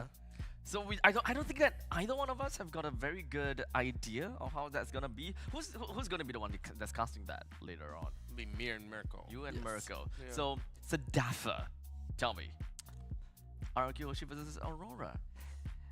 I think RRQ still looks a little bit more solid. 2-0. Hard to say. Honestly, both teams 2-1? are looking a bit shaky. I'd say Okay. 2-1 to RRQ. 2-1 to RRQ. Okay, wait, 2-1 as in like RRQ wins. Yes. 2-1. Okay. We'll get to the prediction for Renmar as well as for Mirko in a bit. But before we pop off and go for a short little break, I believe that we did talk about this in the earlier parts of the day, and that is gonna be the Snapdragon Mobile Master. As you can see, there is a QR code right here. Yeah. So scan the QR code right here. Scan this QR code, and we've got tickets that is starting off at 10,000 Indonesian rupiah. And from what Mirko said, it's like less than $1. So Yeah. What It's do you very think? affordable. very, very affordable. It's open to everyone. And if I'm not wrong, the venue seems huge as well. It's going to be at Tennis Indoor Senaya, the same venue as, if I'm not mistaken, the same venue as the M4 World Championship, so. right? I think in so. In Jakarta, Indonesia. And yeah, if you're not still familiar with the Mobile Masters it's essentially a world championship level, because Yes. every SPS Snapdragon Pro Series Challenge Finals top 5, top 4, or champions will come over to Jakarta, and it's going to be a worldwide, it's going to be a global tournament with teams Yep. all over the world. All over the world, literally everything that you can, every team regions that have showed in the Mobile Legends ecosystem thus far, well, you'll be able to see them Exciting. there. Super exciting. So without further ado, ladies and gentlemen, we're gonna go off for a short tad little break, and once we are back, it is gonna be RRQ Hoshi versus Aurora. How's this gonna look out? Well, you gotta stay tuned to find out. Take care.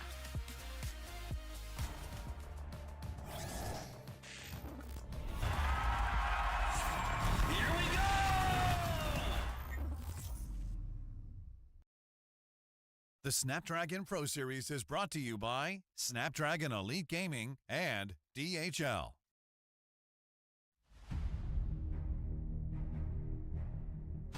The journey to greatness starts here. From the 11th to 13th of April, the race reaches its peak at the Tennis Indoor Senaya.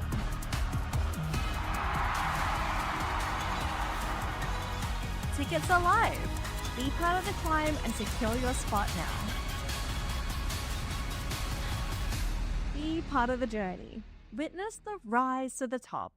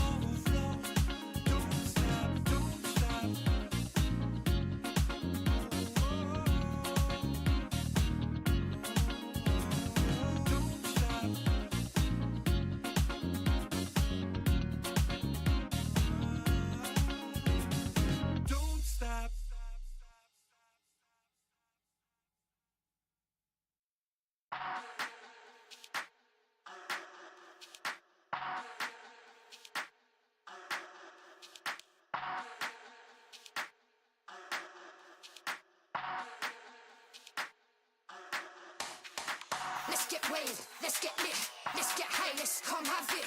Let's get burst, let's get mash, let's buy a bottle and splash that cash. Guess what, it's time for action. You're feeling fine, main attraction. Pure vibes, not satisfaction. Feel the baseline, chemical reaction.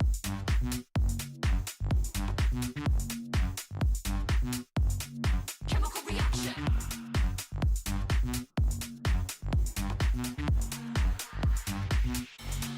Chemical reaction.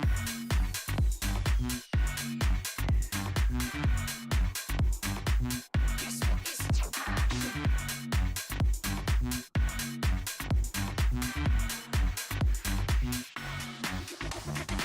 Come, let's have it. Bad boy rhythm. Come, let's have it. Bad girl style. Okay, all eyes on you. Come, let's have it. It's time to get wild. Come, let's have it. Bad boy rhythm. Come, let's have it. Bad girl style. Okay, all eyes on you. Come, let's have it. It's time to get wild.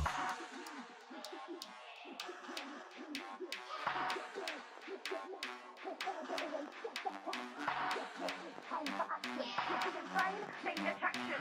Your vibe, not satisfaction. Feel the bass, chemical reaction. You're feeling fine. Chemical reaction.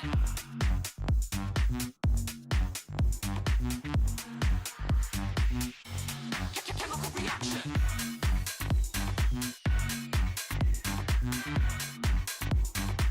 Guess what is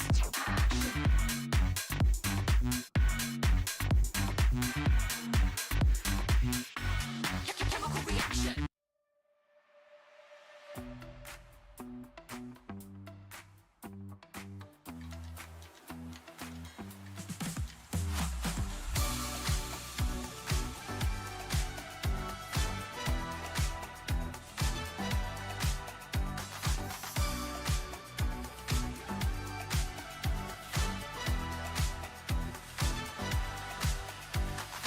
Walking through the bar, all eyes on me.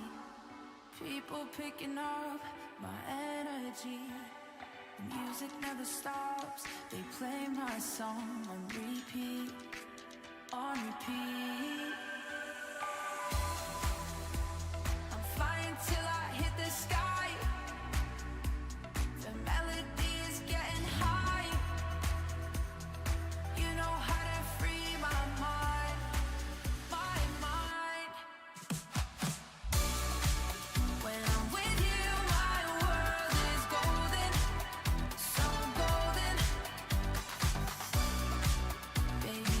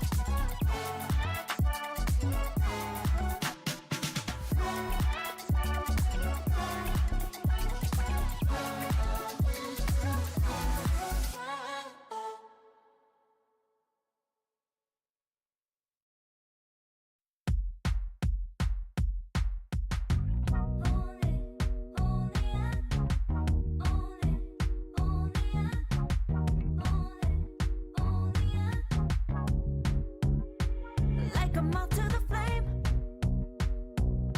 I'm attracted when the doubts start saying my name. I can go there easily, and it's hard to maintain, 'cause I know it's not the world I know, it's me.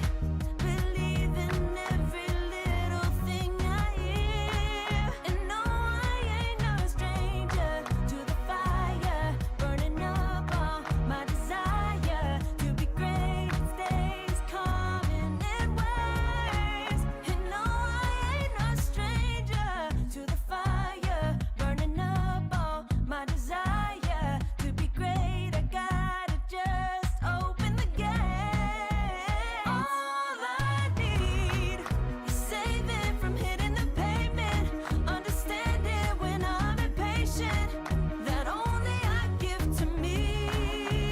All I need is a little love in lonely places, the strength to stare fear in the face, that only I give to me.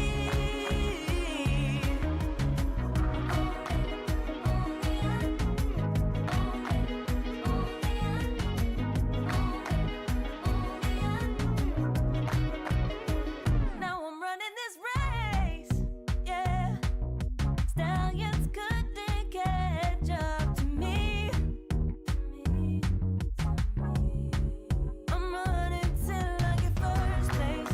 I'm running till I get everything, everything I ever wanted in my dream. No, I ain't no stranger to the fire, burning up all my desire to be greatest days coming in waves. And no, I ain't no stranger to the fire, burning up all my desire to be great. I gotta just open the gate. All I need is saving from hitting the pavement, understanding when I'm impatient, that only I give to me. All I need is a little love in lonely places, the strength to stand fear in the face, that only I give to me. All I need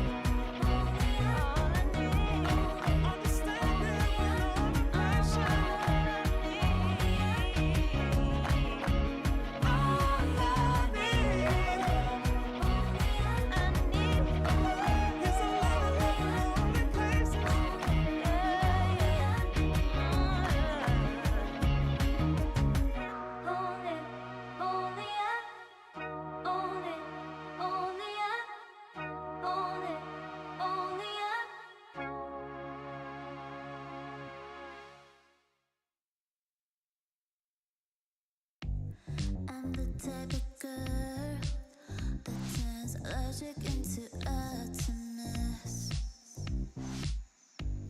Think you know it all, but then you let me get inside your head. Steady jump design, think I know your kind. I'm about to break another code now. Pretty in disguise, bugging up your life. This is my syntax. 3, 2, 1, deploy. XOX code, run it again. XOX code, run it again. Steady jump design. Think I know your kind. Steady jump design. Think I know your kind. Steady jump design. Think I know your kind. I'm about to break another code now. Pretty in disguise, bugging up your life. This is my syntax. 3, 2, 1, deploy. XOX code, run it again. XOX code, run it again.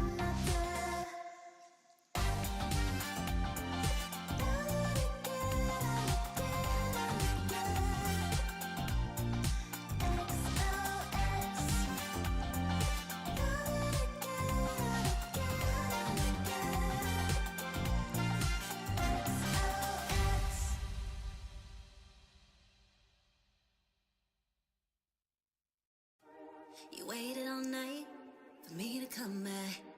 Why'd you think that it's not alright? Told you that I'm not that type. Didn't mean to get you so excited. Tried to tell you not to fall in love. Why you always hit me uninvited?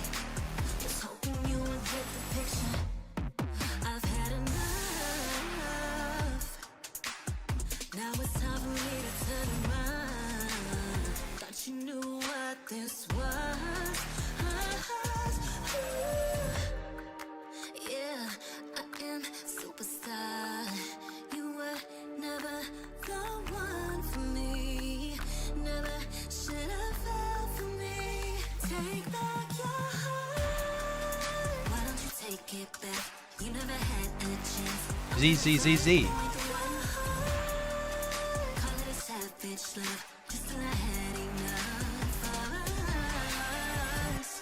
I'm good, babe. I'm on my own. This ain't a phase. Just let me go. Told you that I'm not that type. Don't bother wasting breath. Begging for one more chance. Yeah, know you got carried away. Ooh, you beg me to say it. You've been messing with greatness, faces, stay in your place. I was looking to play, then you got in the way. All the love that we made got me stuck in your brain. Got no time to stay here and say goodbye. Yeah, I am superstar. You were never the one for me. Never should have fell for me. Take back your heart. Why don't you take it back? You never had a chance. I'm gonna take back the one heart. Call it a savage love, just till I had enough of us.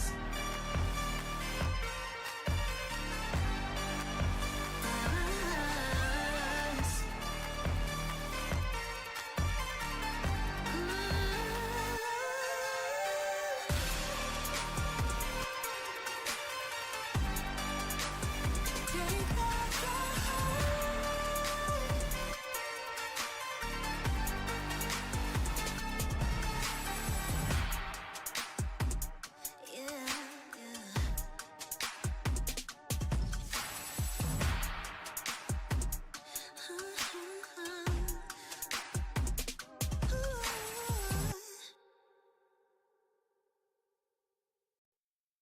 Give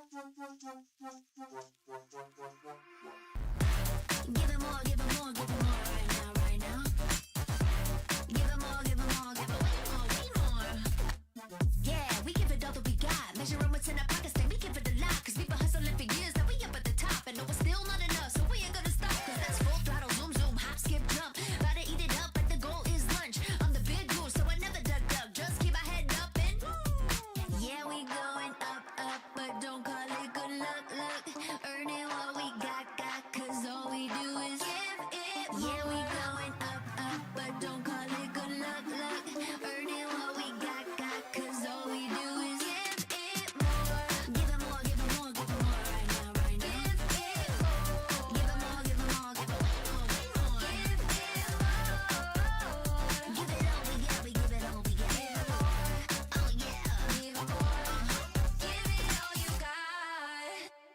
Now they know about our dedication. Not just hard work, it's also patience. Chipped away at it and ignored the hate. And now we big Tom status and it's ours for the taking. We eat, dream about it every time we sleep. Making moves, just look at my feet.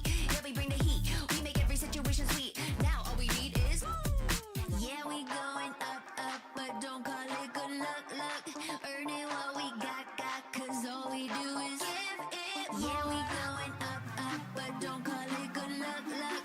Earning what we got, cause all we do is give it more.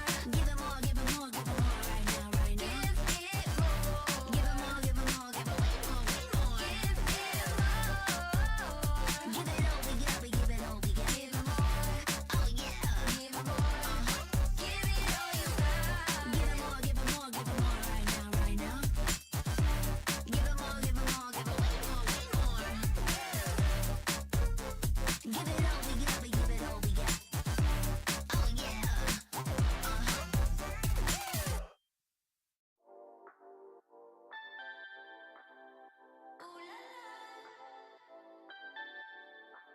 Let's go. Put it in motion. Baby, we're going faster, faster, faster, faster. Seizing the moment. Baby, keep going faster, faster, faster, faster.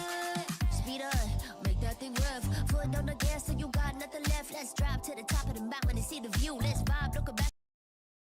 Baby, we're going faster, faster, faster, faster. Seizing the moment. Baby, keep going faster, faster, faster, faster.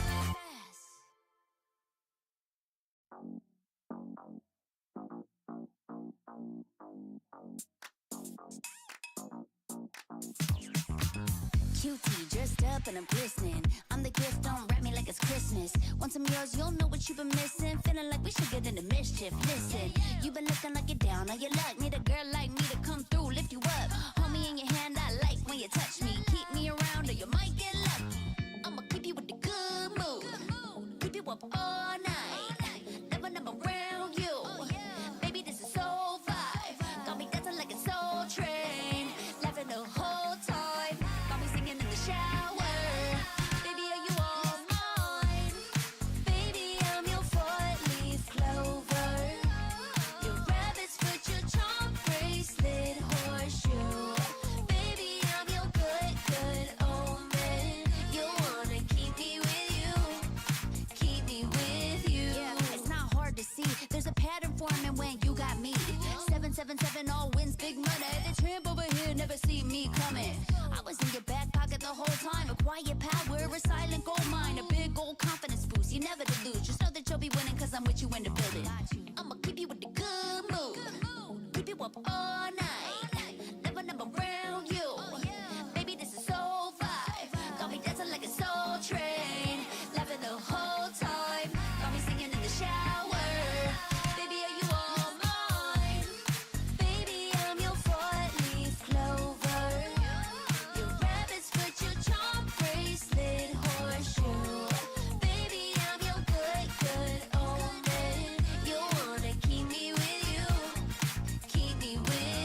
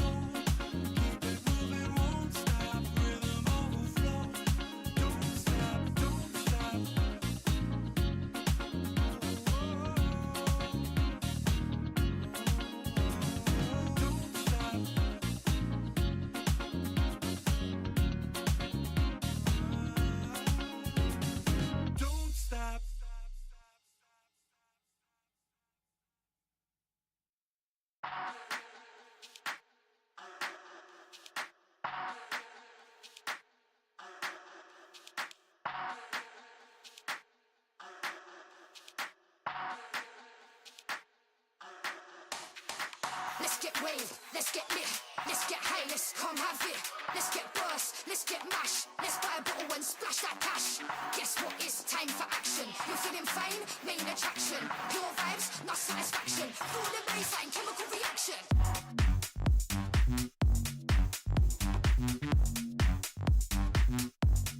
Chemical reaction.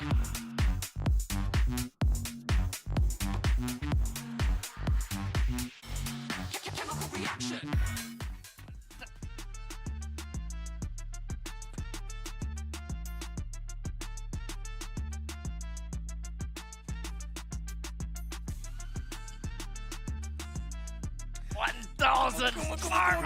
One more. Come on, man. Come on. You got it. There you go. There you go. Those were the 10 push-ups, guys. Those were the 10 push-ups that, you know, the bet we made. Yeah. Evo's RQ, I won, so he's got to do 10 push. How does it feel, sir? After, you know, not working out for a while, you know, just caring for the baby. Yeah, you've been a dad, you got married, and now you did your first 10 push-ups in, I assume, 4 years? Actually, for a very long time, dude. For really Even longer than 4 years? probably, you know, maybe like 30 years. 30 years.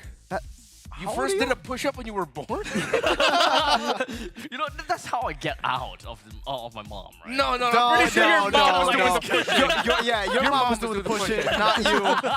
Maybe he pushed down, not up. You know, Right? That must have been a very difficult time for your mother. Well, I'm a C-section baby. Oh, okay, that makes sense. So right as he got out. Yeah, Just Ladies and gentlemen, welcome back to the show. Of course, A-Stream is the best stream coming in here when it comes down to the Snapdragon Mobile Challenge Finals. A-side. Group stage. Season 6. Oh my God. Right here with me once again, I've got Mirko as well as Renmar. You forgot my name for a moment. No, I want to say Reptar. Radafa. Okay, you couldn't Yeah. say, okay. Yeah, so I'm just kind of like balancing out which is the right one. We're cool. Yeah. Are we Renmar. cool? We're cool. We're cool. Yeah, cool. We're totally not masking the fact that I completely forgotten about it. So you've forgotten. No, I didn't. You've just admitted to forgetting his name. No, I said it's totally not because I forgot it. Ah, Okay. Yeah. That There's a little means sarcasm in That's that. 100%, right? yeah. Like he said, totally not. Yeah, it's like Totally not, yeah. Yeah, it's like more than 100%. It's 101%. So who's gonna win the next match? What happened to Megatron, dude? To be honest, I was hyped up, dude. You've been telling me Dude, about when Bigatron. I saw all of you predict Bigatron, I was just like, why are they predicting Bigatron? and then like everybody's like, you gaslit them. I'm like, no, I have okay. I've been sarcastically saying they're the best team in the world. They're not actually the best team in the world, guys. What are you doing? You got all your predictions wrong for nothing. No, man, I was one of those people that when we saw the roster reveals, that's when I was like, you know what? Yeah, I think this could be good very quickly. Apparently, they need a bit more They time. need a lot of You time. need to. It's not just a cook. It is a slow roast. It's a bake. It's a long baking process. Yeah. Well, Very long. I gotta have to say that when it comes down to the entirety of Stream A today so far, we have quite a bit of games that has already happened, and let's kind of wrap it up real quickly. Oh, man. When it comes down to the very first game of the day, Team Flash Singapore going up against Team Liquid Indonesia. It ended up in a 0-2 fashion with Team Liquid Indonesia getting themselves the crown. Game number 2, Evo's Holy versus RRQ Hoshi. 2-1 in favor for Evo's Holy. And finally, when it comes down to the most recent game, it was Bigatron going up against TLID once again. 0-2 with TLID getting themselves 2-0 sweeps for the entirety of today. They must feel really good. Yeah, I think Onyx PH feel really good too. They got 2-0 against BTR Ooh. and also against you soon. Team Falcons actually beating out Onyx ID. That was a reverse sweep. It was 1-0 to Onyx ID, and then reverse sweep happened. And the final match that they have is going to be Team Falcons versus Evo's Holy. Of course, that's coming from good the matchup. Group B. So a good amount of these teams actually on your screen right now are from Group B. And Group B is stacked. In case people forgot just how stacked Group B is. Onyx ID, Falcon Esports, Team Falcons, Evo's Holy, Arky Hoshi, and even Aurora are in there. The double Falcons. Yeah. But yeah. in this case, well, I think that Stream C is the one that we gotta have to look out for. Because this is exciting. See you soon with a 0-2 against SRG. And then we've got AFCON. They got a 2-0 victory against Aurora. What the hell happened to Aurora? We'll talk about that in a short little bit. In the meantime, SRG going up against Team Flash for 2-0 in favor for SRG. This actually leads up pretty well because the next game is Aurora. They will be going up against RRQ Hoshi. What happened to Aurora? It kind of seemed as though that they were on an improvement run, and we are starting to see just how strong that they were in M6. And coming into today's games, we definitely did not expect Aurora losing 2 games. I don't think 2-0, right? Like, we didn't expect 2-0. Yeah. No, I thought it was like win 1 game and then maybe lose like 2-1. But to get to 2-0, I think Falcon are just continuing the trend of showing Aurora we still really know how you play. Again, they were each other's first match during the Swiss stage of the M6 World Championship. And that was when everyone of us were like, all right, now slow down.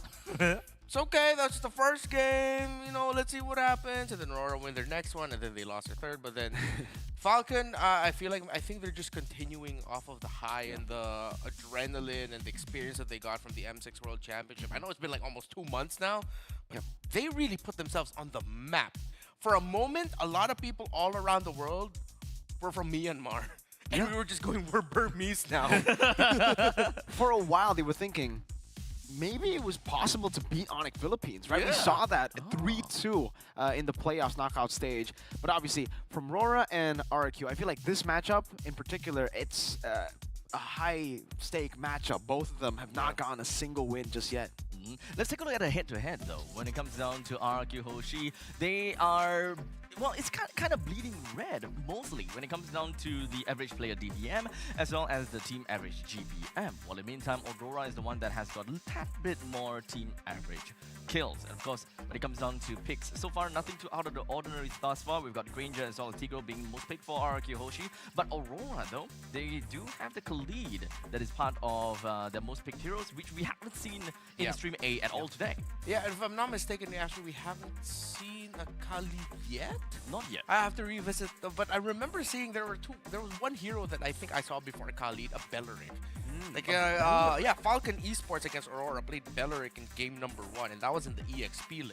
EXP Belleric. Yeah, so we're actually starting to see some more teams adapt some of the ideas of EEC Ace Team Spirit. Okay. Belleric EXP, or maybe Belleric Rome might even show up later on. Akai EXP, Akai Rome has popped up as well, and those are very Team Spirit things. So what, the Belleric pick was because of some attack speed marksman or something, like Beatrix or something?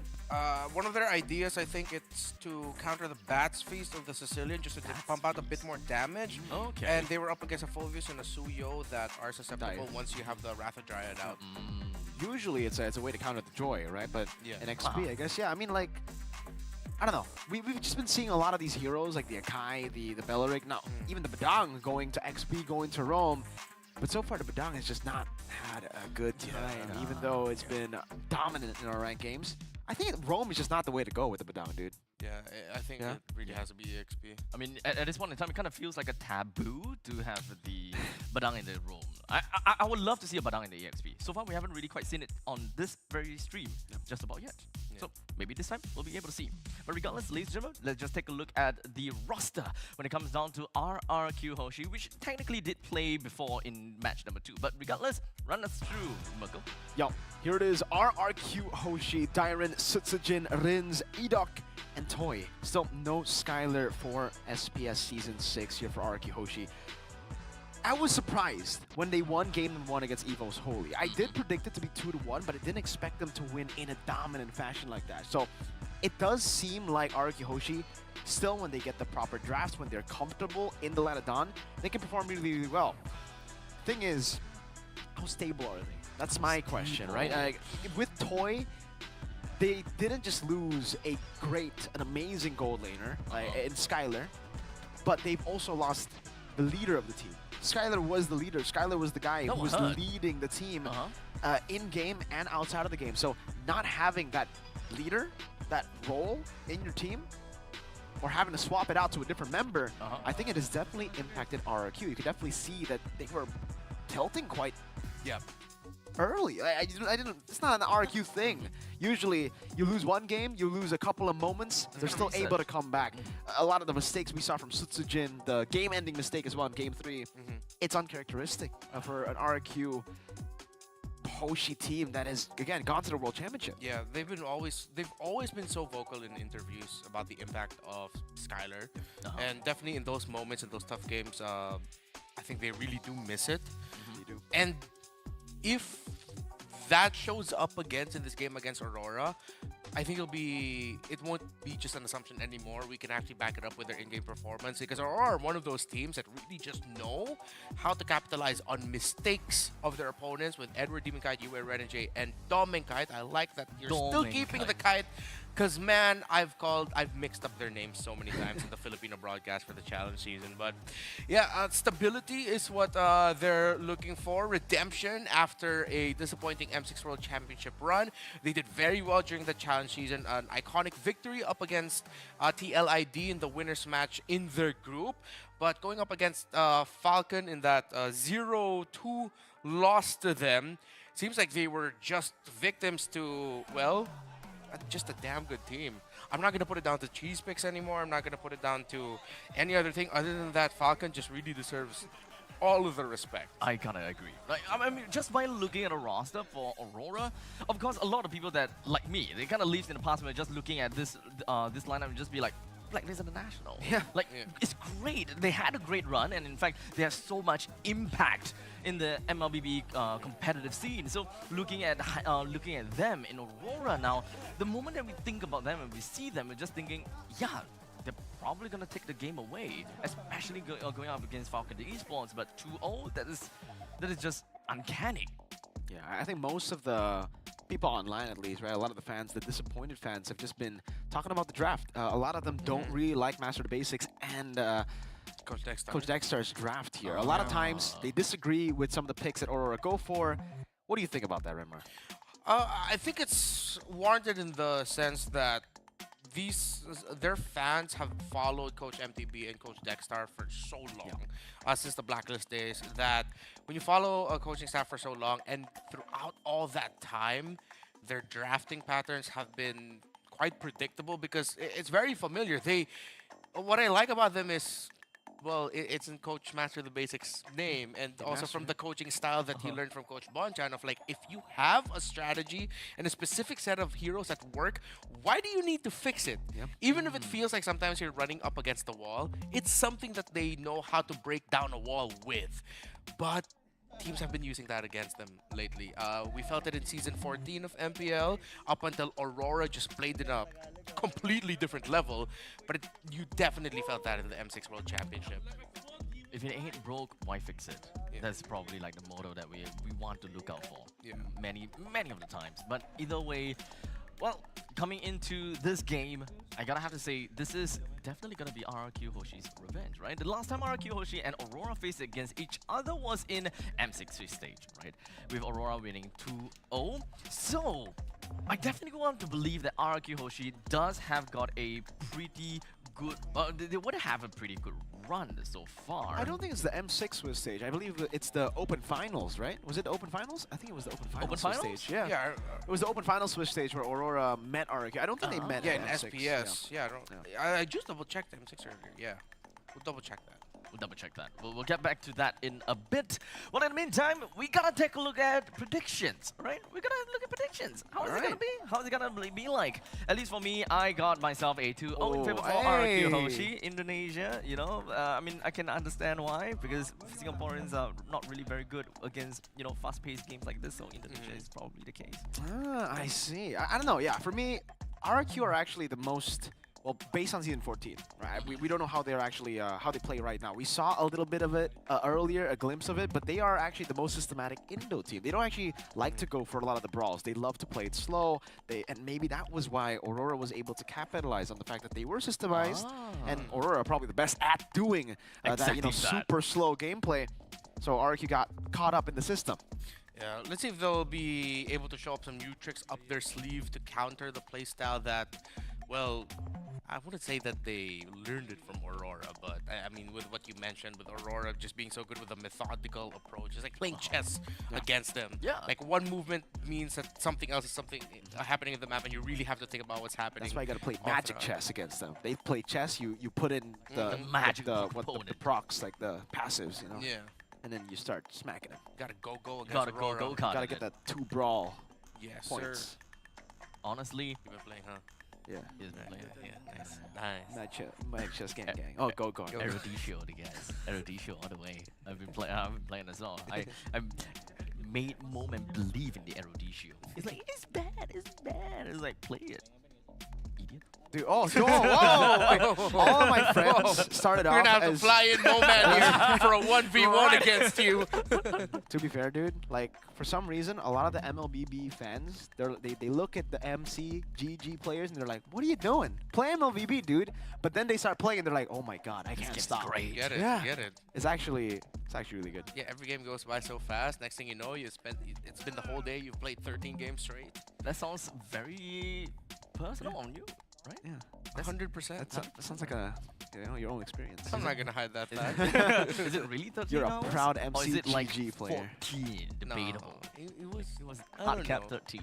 Maybe I accidentally kicked my router in rage, so it was like 13 and a half. Ah, the rage maybe, quit. yeah. No, that's not called rage quit right, No. at this point. Back then we like to call it Strategically. pull plug. Full plug. The pull plug. The pull plug. Oh man, that is just reminiscent. But anyways, we're gonna jump into the drafting stage between RRQ Hoshi versus Aurora, with RRQ Hoshi first pick and Aurora on to second pick. All right. Mathilda instantly banned out. We know how good Renegade is on a pick like that. The low Yi, though, gets banned out too. It's just pure respect from the side of RRQ Hoshi to Aurora, Yue and Renegade. Especially Renegade, I would say. I think a lot of the criticism as well from Aurora, or towards Aurora, has been Renegade's hero pool. It's quite predictable in a sense as well, and if you ban a Mathilda, you ban a Tigreal too. Yeah. Does look like Renegade kind of struggled sometimes. Especially since the meta has changed in MPL Philippines Season 14. Renegade was actually the roamer that had the most unique heroes picked. Oh. He ended the season with 15 unique heroes picked in a single season of MPL. As a Those roamer? with, like As a Rafaela, roamer, yeah. the healers, yeah. Yeah, he had one game as a main sitar even. They were trying everything under the sun. But then now, it's sort of been funneled into the meta where your options in the roam are really Cho, Tigreal, Matilda. Matilda's fallen off. High loss from time to time. Khalid or the Gatot. It feels like nothing changed. Nothing changed. Yeah. The meta for Rome is we're not really in a good place for roamers right now. Yeah. It's just that. I think for XP too. XP and Rome has XP got is hit similar. real hard. The jungle, gold. Actually, you know what? With Granger and Harith, if Granger and Harith are open, it's pretty boring because it's just Granger, Harith, and Yeah. Irithel. But if you have Granger and Harith banned, that opens a whole new world. Honestly, Of gold. yeah, I mean, when it comes down to the EXP lane though, there's releases of fighters that's meant to go into the EXP, and then boom, they're in jungle. That's true. We saw Lucas actually suffer that fate, going Yeah. to Hades in the jungle. Don't know how he performed in the last few matches, but RRQ, It's first a pick, 2-0 though. 2-0. It's a against 2-0. SRG? SRG, yeah. SRG, Innocent smacked them, huh? Probably. Let's probably not get too much into detail about that. Let's see maybe. All right, Granger first pick, expected for RRQ Hoshi. Toy has been phenomenal on the pick, even in the loss against Evo's Holy in Game 2. Yeah, game 1 was great. MVP performance. Let's see if Aurora will. Aurora has two routes. They either pick the Renegade pick as one of the first two, or usually they save the Renegade pick even all the way up to the last pick, because they're really just trying to get advantage around the center of the map. That's always been the beating heart of the Aurora playstyle. If at any point Renegade with Demon Kite struggles, then it falls into Edward to do something, find a way to completely turn things around as a substitute roamer, while Renegade is just trying to get his footing back again in the map. So Fovi's Edith might be open for him later, but of course with the Fanny open, Demon Cat goes ahead and picks it up, even though you have heroes such as like the Jawhead and the Cho still open for RK Hoshi. The Fanny is so rarely open that I think I personally forgot about Kinda the pick. slipped I was out. like, okay, yeah, it's gonna be Granger for sure. But yeah, RQ, no wonder they took time to think about that first pick. It was because they were just pondering on, all right, Granger or Fanny, and now they go for the Suyo and the Hilda. this is usually the answer to the assassins. Hi, Fanny, Very especially right now. aggressive. So, and it's Dyron. This is a signature pick for Dyron. We've been talking about how if Dyron gets Hilda and Aran, I would say as well, it'll be a problem for the enemy team. Yeah, I think Aurora would want to. Trying to think if they have. Like, Nice to meet you. NPR1 me. Vitalize, but nah, they still end up going Cho. I thought they'd consider saving the Cho for maybe the 4th pick just to see what the bans are gonna be before you pick it up. But well, they already know the Hilda's going to the EXP, so maybe that's why they decided to just pick up the Roam for the Cho for the Roam. I thought it would be great at least if they are constantly gonna keep RQ Hoshi guessing. Like, is this gonna be an EXP or Milos kind of thing? I mean, understandably, whenever I look at Edward, I just look at him as a monolith, right? Just throw him anything, he survives. Throw him anything, he'll do the best, right? So honestly, even if this Hylos goes to the EXP or the Roam side, I think it's definitely something that RQ Hoshi gotta have to look out for. Okay, they banned the Aerothol too. I think the Moskov should follow next. Force some Aurora into a bad spot. The Badang gets banned out again. A hero that hasn't really been able to find success at all here in the group stage of the challenge finals, at least for the Roam position. I don't think we've seen the XP, right? Not yet. The Badang? Yeah. I think most of. Yeah, Not in Stream A. Not in Stream A. Not in Yeah. Stream A. Even the other streams, the other Badang games, I saw it was in Rome. Yeah. And for the Hilda, we have never seen the Hilda go Roam, at least in Stream A. I don't know about the other streams. Aurora, final ban. Is it a Tigreal ban, perhaps? I think What are we still missing work. It would be warranted. Yeah, it's a very good pick for Edok in this position, and Aurora already fulfilled everything. There you go. Yeah. Go for the Tigreal ban. I'm thinking if, well, I mean, the Moscow's like the obvious choice for Doming later on. But Aurora has shown in the past that there are times where Moscow looks like the last best option, but then they also have 2 other options. Either they go Beatrix or they're still even willing to play Claude. But Fanion, I wouldn't like Claude here. This feels very Maybe the Beatrix. divey though. I mean, technically, if they would want to play a Beatrix, they can still kind of play a bit of like siege comps, because since the mage is currently still open, if they want, they can still technically go for the Farsa plus a Beatrix. They've got pretty good siege, and they've got pretty good high ground in that part. Yeah, as long as reach. If it's not the Farsa, it could be this. Oh, they bought it. Good call. It was great, yeah. Against the against the Granger, the Farsa Beatrix combination will be lethal. Considering as well that you already have good peel, the Farsa walks in pretty well, I think. But now without the Beatrix, do they just go Moskov Farsa, or is that too greedy, right? Because for the Moskov, you gotta wait for either Power Spike, Farsa. I don't think it's going too well if you don't have like a Super Prio Gold. I think Yue can go Veil. Veil. That was the pick that beat Kihoshi in the Swiss stage. Yeah. Veil. They go for the Vex instead, a signature Yue pick. There's a lot of Yue Vexana picks. Yeah. It's a good old solid standard. Yeah, plus Cho and the Vexana together, tried and tested combo. Is it out of the question for us to think that Sicilian might be gold? Sicilian Gold? Sicilian gold? I don't think against the Granger you would go for Sicilian Gold, but Yeah, it's quite hard to reach him with anything. Yeah, Sicilian Gold. Do you not have to reach for that? No, because of how mobile he can get. I mean, technically, it might come out. They already have enough physical damage. Farsa gets picked up by Kihoshi, so there you go. They picked it up against a Joy, against Evo's Holy, this time against a Fanny, plus the Ruby, though. So at least they have Edok on a signature pick that is great at just peeling away from Fannies or any sort of dives. Part of me says that if they go Moskov here, it's a... I would want to see something else, but then with the presence of the Farsa and the Ruby, I was like, maybe you just go. They've got mobility as well. If they want to go for cross map plays, Fanny and Cho can kind of enable him pretty well. Yeah, so maybe it just might be the Moskov. I think the safe choice is the Moskov, but they go for the Claude instead, and this one is a bit riskier, right? Yeah. We talked about the laning phase. The big problem for the Claude against the Granger, we didn't get to talk about this because of the action in the RQ versus Evo's matchup, is the fact that the Claude cannot contest for the gold crab. So it leaves Granger to get a gold lead super early in the game. Every single gold crab that spawns, you just take it over and over again. So Aurora needs to find a way to send someone up there to try to take the gold crab before the Granger gets rolling. Yeah, the Cloud and the Fanny both need help in their sections of the map. That might be a bit too much for the Cho and the Vexana to handle, but let's see. But yeah, what we were talking about earlier, Moskov looks like the last best option. They go 2 routes. Beatrix was banned. They still decided to go Claude.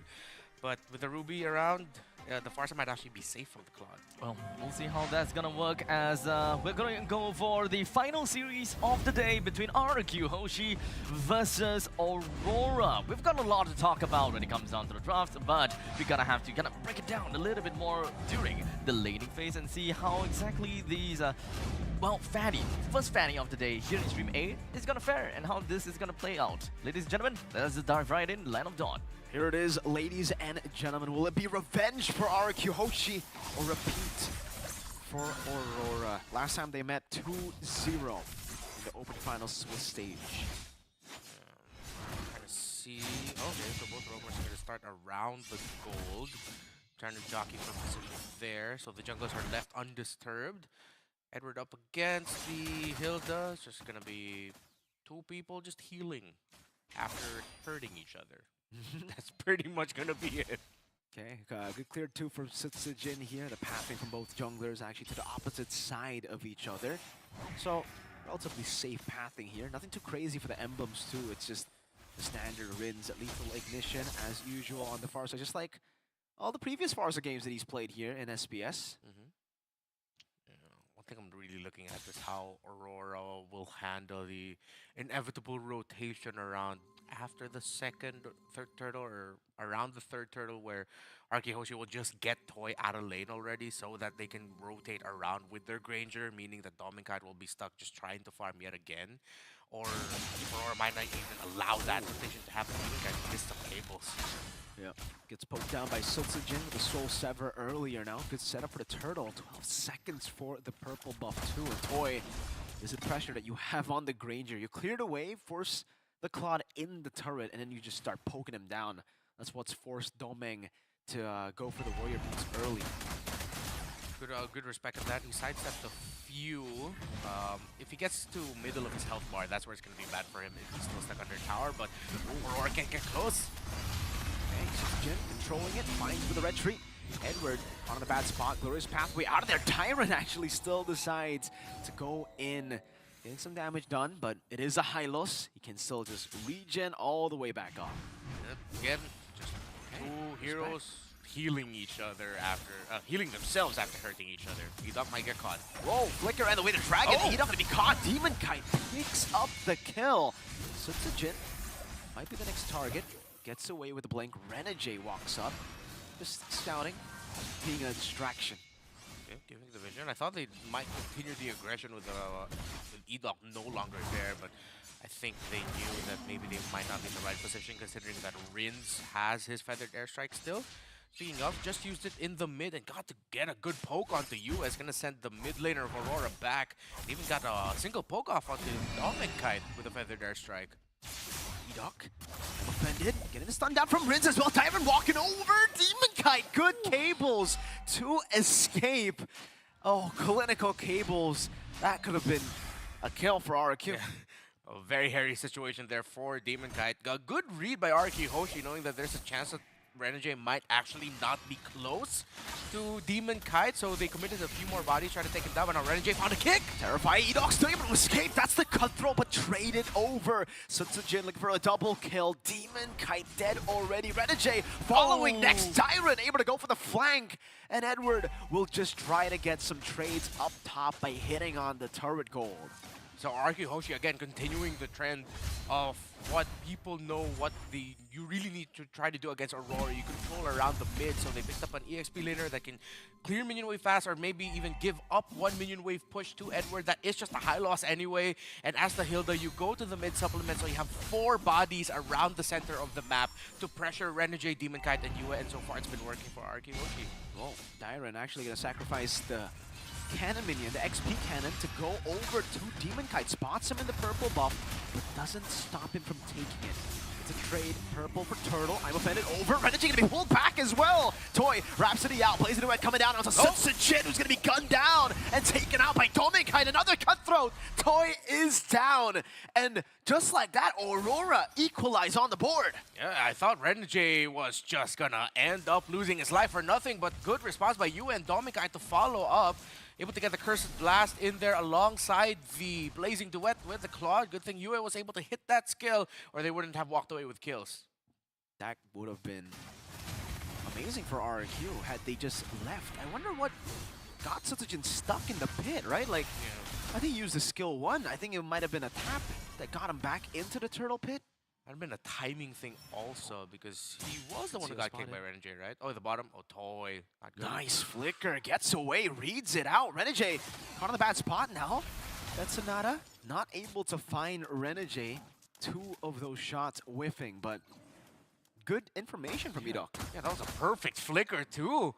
Exactly where Renegade ended up with his flicker, that's where Toy was, and he got the flicker out right before he entered. So now Aurora, with 1 conceal gone, they won't be able to go for a blitz play trade around the conceal. They're just going to have to play around the vision that Edward Yue and Renegade will be able to provide. It's back to the reading game. The Hilda constantly poking Renegade. Goes back up top. You can already see that, I mean, this is just the meta right now for the XP lane. Good chunk of damage placed on the Domingkai, but yeah, XP lane, once you get to a certain minute in the game, you just start giving all your resources to your carries. Yep. I really like how Arkeyoshi, Rins is just using his feather. Oh, a kick! Okay, Edok brought back. Eternal Guard used as well. Demon Kite just diving into the back. Toy still able to kite away as Demon Kite now is forced away. Edok, I'm offended, able to find 2 there. Oh, gets away too. Dyron in the midst of it all, dishing out damage. Toy coming in as well. Good Terrify and the Curse Blast. Blazing Duets. Dyron with the Revitalize, staying in the bush, getting the regen. Wow. And he just tanks it up. Demon Kite walking in again. Dyron in the bush. Stops himself from being picked off. Hilda still as tanky as ever. All the meanwhile, Sutsujin is on Eternal Flicker from Rins. Feathered Airstrike finding Yue in the back. Oh, you probably just felt that force of that wave that went all around the earth. That is millions of fans of 2 big organizations clenching at the same time with so many close calls up until RQ Hoshi finally got the decisive win, the decisive pick onto Yue, the 3rd turtle, and the tower in the middle, Domingkai. Almost just assassinated by Dyron. How does it look like purple buff? I believe it was stolen. Both of their junglers went for the retry. Would love to see Demon Kite right now to see if he possesses the purple. It doesn't look like it. It actually does look like Sutsujin got the purple earlier, and he's now taking his own. It's a bit of a teaser. Oh yeah, Demon Kite does not have it. Whoa! Strike. Oh, Finding it mid-air. One last shot. Doesn't get it. Demon Kite still able to escape again. Barely. You said Edol, this is a signature for him, right? So he likes the Franco, he likes the Rui, he just likes anything that can pull. He likes the hook. He likes the hook. And he can get the Fanny even in midair with a Ruby. That's pretty solid. That's the Edok special right there. He likes these pick-off heroes. I bet Shikaja, once he gets to the meta again, will be one of the prio picks too for Araki Hoshi. Just spam that constantly. Yeah. Yeah, we go back to the times where it's either just Kaja or Franco in the roam. For RQ, every single time they get a new roamer, it's always a Franco god, it's always a Ruby god. Dyron, he's stuck. Renegade in a bad spot already. Use the conceal. He might have to flicker out of this one. He does use the flicker, but Sutsujin, oh no, they actually stopped. They think it's fine. There's no surprise engage potential anymore. Oh, Edok again, finally, I'm offended. Now it's on to Edward with the glorious pathway. It's another resource burn. 5 seconds for the Lord to spawn in the game. And now another purple buff might get taken away from Demon Guy, but it looks like he'll be here in time. Let's see how hard Arkihoshi will commit to stealing this. Renegade, Jikundo back. Sutsujin with Retry and the Soul Sever as a cancel as well with Dora Wolfking. Wow. Renegade caught again. Compromised position. Edward revitalized, but It's still a kill. It's still a pick. RRQ now set their sights on the purple buff their own as Toy goes onto the Lord. But they know the main prio is to stop the purple buff from being taken by Demon Kite. Edo's Wolfkings have been on point. It stopped a lot of pick-off attempts by Aurora. Whoa. That's a lot of damage, Tyron. Again with a Revitalize basic away from the Domain, but he gets pulled back, but I'm offended. Now it's Demon Kite without a purple. Failing to go for the assassination. Edward caught the feathered airstrike over to Yue as Tutsujin gets rid of the horse. It's an RRQ Hoshi winning team fight. And RRQ Hoshi have solidified their lead. Almost 10 minutes into this game, they will get this first Lord without a problem. Up top, solo kill Tori! What? Getting the solo on Demon Kite! The Granger finds the Fanny who tried to push. And RRQ Hoshi looks like they're just playing up against a team that, after losing to them in the Open Final Swiss stage in SPS Season 6, they've learned, they've adapted, and now they're reading Aurora like a book that they've read so many times before. Man, 11-5, completely shutting down Demon Kite on the Fanny. No purple buffs since what? Minute 7? Yep. Minute 6? And now it's another purple buff that will definitely go into the hands of Sutsujin. Level 15. Damage leaderboard, it is Rins on the far side. The Feather Airstrike to zone Domain Kite away from the tier 2. Yeah, and I really appreciate how Rins has been using this feathered airstrike. They know they're in the lead. He's not waiting for a set. He's not waiting for a team fight. He's just constantly using it to zone. So that makes the map of Aurora so much smaller. It's hard for them to get a substantial push. It's hard for them to stop any of the RRQ Hoshi pushes. RRQ Hoshi has just been playing this game so great around the Farsa and around having a much more active EXP laner. Edward's been stuck in lane. Now he's just stuck again, standing there and cheering Aurora on. Bottom lane will be Demon Kite's way to try to stop the siege from happening. Toy still just chunking them down with That's another feather airstrike right as it is off cooldown. Wow. Edward, glorious pathway. I'm offended though. Catches him. That's a good resource burnt out. Demon Kite walking up again. Oh, the Jiku over the way to Dragon, but it's off angle. Toy able to just dish out damage. Now Death Sonata again onto Edward. Domain Kite very low. Tutsujin. Oh, Stun. doesn't get the last part of the ult. And Domain gets away. Now Kite. it's Demon Kite just distracting and trying to buy some time for the team. Aurora will still try to hold on here, but another feathered airstrike getting into the pull by Edok! 2-man, I'm offended from Edok! And just like that, Toy now, 2 kills! That's another! Toy is a monster! It's a triple for RRQ Hoshi. And what can the Hitman do to try and stop this win by Maniac! RRQ Hoshi? It doesn't look like it's a lot, as Toy got a Maniac! Renegade walking up, gets stunned and taken down! An unofficial savage for Toy! What the hell happened to the Fanny? All I saw was Fanny's cabling around, spinning around, and suddenly pop. I thought that the Fanny might have been able to clear everyone else out. But that didn't happen. Yeah, RRQ Hoshi, their positioning of respecting the Fanny entry was just so good. Every time Demon Guy was like, hey, I could get someone. No, I can't. No. Again, just the threat of the Ruby. Don't run Wolf King. The second skill of the Ruby just conserved so well by Edok. If it's not gonna be his ultimate, it's the second skill that he's just that micro stun that you can dish out, stopping so many things that Aurora wanted to do. There's so many highlights that we have just from this single game, though.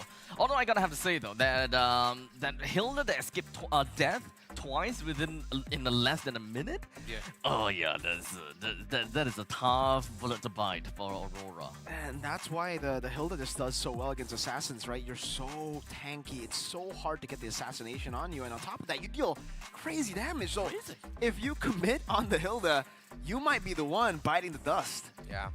I'm not always gonna say that high loss shouldn't be first pick, but I'm not the biggest fan of like rushing high loss into the red side, because you always fall into the trap, or usually fall into the trap of what happened here. You're gonna be a high loss in the EXP lane. You're a player who wants to be active in the map, but you're stuck in lane. Yes. And now you're watching the Hilda turning fights in the mid lane 4 versus 3, 4 versus or 5 versus 4 rather, because you're stuck just pushing and you're managing it, and you're pushing as a high loss. What do you get? More defensive items that won't really turn the game around. And I gotta say, I feel for Edward, man. You know, Yeah. this guy is a playmaker. This a guy playmaker, loves to put the team on his back and carry the game. But in the meta, currently, you're a supportive role. You're Yep. there to put in the carpet down with a high-loss, Good or old- maybe AOG in, but it's all about the revitalize. It's a good old Lapu days for Edward. I gotta have to say that, right? In the end, I still feel that Lapu will always be like a pretty decent pick. It's not like the best pick out there, but at least he still gets his job done.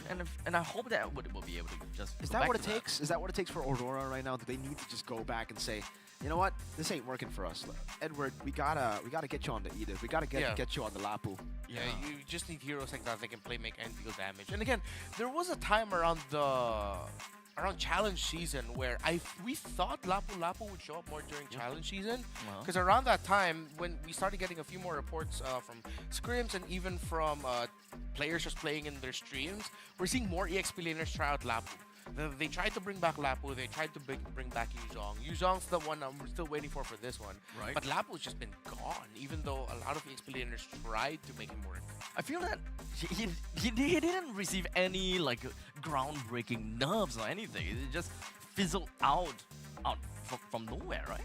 Is it possibly because it's also kind of a deny pick here? They pick up the high-lows because they don't want to see a double revitalize plus Hilda glorious pathway running. That's kind of true, yeah. I It's know, annoying it's- to deal with. It's super. Just the Hilda alone is annoying. Just imagine another revitalize, another tanky boy who's there to just stun you as Rins pops in for their airstrike, Toy guns you down from the. I think to start things off, you gotta respect the Granger. I don't know. The teams have to start respecting Granger. This pick is busted. Yeah, it's tough though. I still really like the bans of Aurora. I get the Harith, I get the Juicin. The Eve ban, or whatever the third ban of Aurora was, could have been something else. Harith, Juicin, I get, but maybe a different third ban. I don't know. Looking at the Goldcraft too, yeah, it's not the Goldcraft too, and the XP. There was no sign of a comeback from Aurora. It just I don't know. It felt like right as the first purple buff got stolen, it was done. It honestly just feels as though that as a Fanny, you will always want to get that initial lead. You want to be as aggressive as possible. You want to be everywhere around the map. Demonkind definitely tried to do that, but it just doesn't seem like that is going to be the case. You can't go over to the EXP laner. You can't go to the EXP because it's just a Hilda. You can't kill that guy. They tried to make their way down to the bottom lane, but Toy is just super fast reaction, especially huge thanks to Edok. That was a great scout. But regardless, speaking of Toy, that's him. That's the man. Back again onto his Granger. Game number 1 did well in in the second series, and now for the final series for today, 10:1:2 for the KDA, 860 GPM and 81% KP. Yeah, it's another one of those times where Toy just need to get the job done. Everyone else is doing their job perfectly. From the EXP lane to the center of the map, everything was going well. Toy just needed to do what he did, and there were some times where we thought he would get picked off, but then he was able to use the Rondo just in time to be able to dash away safely. And I think that's also one of the things that made Aurora look like they were just throwing bodies. To be fair, Toy was avoiding a lot of the crowd control that Renegade wanted to hit him with. There's a lot of those small little positioning that he did. And most of the time we probably missed it, but there's probably a lot of these thinkings and of course a lot of things that Toy put into his game in order to make sure that, you know, he's almost untouchable, right? I think he got 1 death throughout this entire game. Yeah, I believe so. One It was death. 1 death. And again, I think in a lot of these team fights, it was just the wrong pathing for Sutsujin there. He already used his first skill to secure the turtle, and then he pathed to where you know how you usually just move the analog? Yeah. He got caught on the wall, and then he just he slid down slid into inside it. the pit. Okay. So that's why he was stuck. Okay, now it makes sense. Yeah, and well, Aurora was just stuck trying to help the Fanny get resources. And again, one of the problems of having the Fanny Claw together in a lineup, if the center of the map does well, they snowball, you don't have to worry. If you lose the early, then now you're trying to decide who do we help more, the Claude or the Fanny. At the same time, Arki Hoshi, they weren't always just focused on going around this 5. At that moment, Demon Kai getting picked off. Pretty sure that's super unexpected for Demon Kai. You're thinking, why is the Granger here? He doesn't need to be here, but still, Arky Hoshi said, you know what? Let's still respect the split push capability. Edok was on fire with Yeah, these we even blows. have like that slow-mo going on. This is where I thought that the Fanny would have died, but he got melted down in an instant. I would like to believe it's by Toy. Yeah, it was Toy and Rins. It was both their damage together. Yikes. Physical burst and magical burst. On top of that, no purple ball fanning. So Yeah. it looked good, but once you get your first combo in, you're done. No more energy. Yeah, and this must be so tough for Aurora, because this is a team that, again, against Team Liquid ID, if I'm not mistaken. Yeah, against Team Liquid ID in the M6 World Championship, they suffered the wrath of the Granger and the Savior together in the lineup. Now it's like another version of that. It's just so much pokes that by the time Renegade gets into kick angle, or if he misses the kick, he gets melted down. With Renegade gone, okay, you still have Edward, but then from afar, he's still also taking damage. Aurora just needs to back off. They just got outpoked. Yeah, speaking of which, we haven't seen Xavier the entire day as well. Yeah, that's true. That is surprising. I thought we'd see more. I don't know. Sicilian Xavier, both of them. I thought we would see more. Again, it's such a hot commodity in our ranked games. It's Yeah. always picked or banned. But, you know, like maybe our assumptions were at the start, pro play is different. Yeah. We don't see a lot. The Badangs have been horrible here. Yeah. Badangs have been amazing in our ranked games. Yeah, rank games, and from scrims also, from what, yeah. we were told earlier. That's the reason why we are casters, not the pro players, huh? Exactly. They just play at a different level, right? It's Yeah, not really that brawly to make it as easy as in our ranked games and scrims, perhaps, to get the stacks for Badang. I don't know, man. I feel like just keep picking a Kai. You're gonna be fine. Play twice. Didn't quite work out. Yeah. A Jungle, guy. XP, and Rome. That's because they're not me. Well, maybe we'll kind of like sub Renmar right in one of these games real Hire soon, huh? That team is gonna lose so fast. Hey. Don't hire me to play for your team. Get some confidence. Maybe we'll be able to get a little bit more confidence right after this very short break. Ladies and gentlemen, we'll be back again with you for game number 2 between RRQ Hoshi versus Aurora.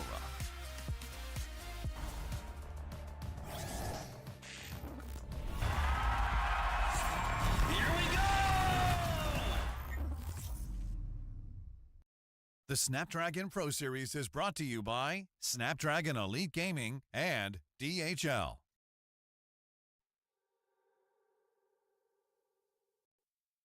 Give it more, give it more, give it more right now, right now. Give it more, give it more, give it way more. Yeah, we give it all that we got. Measuring what's in our pockets, then we give it a lot. Cause we've been hustling for years, now we up at the top. And no, it's still not enough, so we ain't gonna stop. Cause that's full throttle, zoom, zoom, hop, skip, jump. Gotta eat it up, but the goal is lunch. I'm the big dude, so I never duck, duck. Just keep my head up and yeah, we going up, up, but don't call it good luck, luck. ZZZZ. Cause all we do is give it more. Yeah, we going up, up, but don't call it good luck, luck. Earning what we got, cause all we do is give it more. Give it more, give it more, give it more right now, right now. Give it more, give it more, give it more, way more. Give it all we got, we give it all we got. Oh yeah, give it more. Give it all you got. Now they know about our dedication. Not just hard work, it's also patience. Stripped away at it and ignored the hate. And now we big Tom status and it's us for the taking. We eat, dream about it every time we sleep. Making moves, just look at my feet. Yeah, we bring the heat. We make every situation sweet. Now. And ladies and gentlemen, welcome back to the Snapdragon Mobile Challenge Finals Group Stage Season 6. We've just wrapped up game number 1 between RRQ Hoshi versus Aurora. And I gotta have to say, Aurora, they definitely did try their very best. Of course, I gotta have to say that Edward, as a playmaker, I would love to see him do more. Yep. More playmaking from Edward 100% needs to show up. I think that's how I swear I'm getting mad deja vu right now, because I feel like I've said this so many times in NBA Philippines Season 14 about how, like, if you could hold off on maybe picking off like a high loss pick for Edward. I mean, it's not always like the worst thing in the world. There have been times where they would win it. I'm not gonna knock it, but as much as possible, try to leverage it so that Edward can also help play make. I mean, for that scenario, I kind of get it. They knew that they were getting the Fanny, so they thought, okay, we need a stable EXP laner that can hold out the lane. We need one anchor. But then your opposing EXP laner, their job is to piss off your jungler.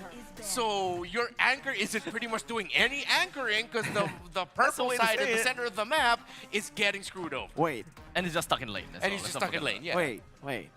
Wasn't Renegade an XP laner before? Yeah, he was. All right, it's time for Edward to become a roamer. He needs to be a playmaker, and it's time for Renegade to go back to XP. Yeah, I mean, before they used to juggle like playing around the Khalid or Gato Cachuel. Sometimes it'll be I mean, Gato- Edward Khalid. Gato ESP is still good. Yeah, Yeah, Edward plays it from time to time. yeah, like. But it's not that. It's not that kind of playmaker. Factor. Yeah, I mean, Yeah. but it's a little bit better than. It's like, a bit. Yeah, it's Yeah. way better than the high lows Yeah, for because Edward. if ever you play make late, it's Renegade as a Khalid getting the information, and then you get Edward as a Gato Cacha doing the follow-up, and then maybe you save the Raging Sandstorm for a late set to turn things around. And I'm saying these things because we've seen it so many times before when they would juggle those two heroes. Time to drop the beat of the It's flag. the Joy Band this time. They've swapped sides, so yeah. Mathilda, Granger, RQ, respect the Granger. The Harith is still up for grabs. Do they want to leave the Fanny open again? Is this a statement from RQ saying we're not scared of the Fanny here? They don't Deep care. Kite? Yeah, honestly, I don't think that they care about it Yeah. at all. It didn't. Oh, they have to ban Juicin. They have to. All right. Wait, so there's Harif and Juicin. Yeah. Juicin definitely takes priority. Yeah, definitely. I think that's definitely first pick prio. Especially considering the Eve's already been banned out. Sir, what's your Oh my, they don't. They leave the Juicin. They open in either or. Yeah. Yeah. Is this because they want to go Farsa? So technically they have a not Eve. Yeah, Not Eve. like, I think artillery mage is what you're looking for. Definitely not Eve. But I like not Eve. Not Eve. Eve. And if it's Farsa, not. Oh wait, if it's Eve, it's not Farsa. Yeah, exact. Boom. There you go. I wonder what's taking them so long. Are they actually thinking about leaving Contemplating something the else. Juicin open against Rins? Like that's the hero to flicker forward. That is Rins, dude. That's happened give them before to both. Aurora, where they fell for the trap of rushing Juice in and then they just get countered and nothing happens to you in the mid. Okay. Okay. There we go. So they took go for it. They gotta. At least it's gonna be a 3 or maybe 0% even win higher. rate. That can't be right. I mean, Okay, it's only been picked picked twice. Yeah, so it's fine. And I think those are only numbers for challenge. Challenge season. Season open finals. Or no time check. Oh wait, no, that's including challenge season. That was everything. Yeah, because it said 17 times picked. 17 bands. Banned. Oh, 17 banned. banned. Oh wait, no, then that's just for challenge finals. Then. Oh, okay. So do you go magic is my Harith life. Suyo? Or do Yeah. you wait for the jungler later? You can pick the jungler Maybe a little not bit later and Suyo. even consider high. Actually, they go Heresy, yeah. Hatsuyo is a good, very, very good pick to go for here. To trade it over for one Juicin. Aurora. Now, question is, did they get a high prio roamer to help with the Juicin? Like, let's say a Cho again? Or... A Jawhead is still good, considering if you're gonna be playing around with a Juicin. Do you want to blind pick the Jawhead into whatever RQ are planning? If that's the case, they can still mean, they pick can- up a Ruby again, man. Yeah. I wouldn't mind rushing the Ruby like 4th if ever Aurora don't ban it. I mean, they probably won't because there's other priorities. I think for RQ, they're kind of forced to pick up the Artillery Mage. Oh, that's the Julian. Oh, Okay, they still yes. go for the Cho, but the Julian makes his debut in the Challenge Finals for Stream A. Yeah. Yeah. But it was Aurora who played it earlier too. Okay, Oh, so okay. in the jungle, Let me double. Yes. because folks in the rank games, this is a very popular pick in the XP now with the Rose Gold and Windtalker build. It's like a hybrid physical damage, but it's more of just It's helping kind of the like shielding and attack Auto speed. attacking. Yeah. It's a right-click build. Yeah. What's the fun in all of that, right? Yeah, you got to deal damage with the abilities, man. RQ though, they're kind of forced to pick the Artillery Mage here, right? Because if not, it's gonna be banned out. Like the Sicilian, the Farsa, The probably Not is gonna be banned out by the Naive The Not and the Not Xavier. Not Xavier. They go for the Hylos, so okay. I guess at least it's not in the hands of Edward. I'm gonna say now, hopefully Aurora bans the Valentina so that they can pick Edith later. At this point in time, do you really want to give RQ Hoshi like both the high loss and the what's that again, Hilda? Oh, the Hilda's banned out. Is it already banned? Okay. Then The that's fine. only other double revitalize you can pair with it is the Got Valerie. Oh no, yeah, got that. Yeah, got that. I don't think it's the best pick though. Gatot against Yeah. the Julian and the Juicin. It's not a good time for the Gatot. Moskov gets banned away. A Blink hero. Harith can get beaten up by heroes like the Moskov, the Claude, the heroes that can actually blink away from the synchrovision. So that's a counter pick ban for the side of RQ. Just respecting also Dolmeng's power on the Moskov. If they're banning out Aurora, are they considering Phobius for Edward? That's interesting, yeah. I would definitely... I'll say, yeah. I guess because Aurora has been a way for RQ to actually deal with the Juicin. And MPL Indonesia, it was also the Aurora pick that RQ really liked to utilize the poke. It's not Eve, like the first skill technically. Yeah. It just takes a bit longer for the... Yeah. Also, they would pick the Aurora as their version of a response to a Juicin. Ah, I see. Personally, I would say that RQ Hoshi would probably want to have a Phobius for themselves as well and just kind of put the high loss over to Rome. Yeah, they could. They could definitely do that. Yeah, the Phobius fits with RQ. There's high lows already to add in mobility, so we can actually even go for Vengeance. Yeah. Vengeance on the high loss? Phobius. Phobius, Vengeance. okay. Well, also one of the rarely used tricks up the bag of Aurora is to put Edward in as the Cho. That's literally only happened once in the past 4 months, though, from what I remember. Almost always it goes to the hands of Renegade. Are we talking about damage Cho or still just typical tank Cho? Tank Cho. Tank It's he's just there to kick, sort of Okay. like how Kirk plays it. Okay, fair. Yeah, and Okay. then they just pick up a different roamer, usually like a Khalid. Oh, there you go. Finally. Sicilian. Finally. Yeah. But is it... Oh, okay, crap, there's a lot of magic damage from RQ Hoshi. Yeah, there is. But they already have a Suyo. That's why the Suyo is crucial for a composition like this. You need to pick up the Suyo early.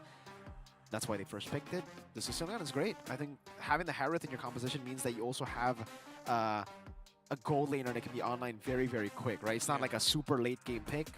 He gets online quite early. You already have a Suyo and Hilo, so everything sets up really well for the Sicilian. Yeah. And it's already a good matchup too. They're a great combination. They synergize well. You're just dealing with so much magic damage. I think whatever they're gonna pick for their EXP, they need to rush magic defense items. So it is the focus. Carry, okay.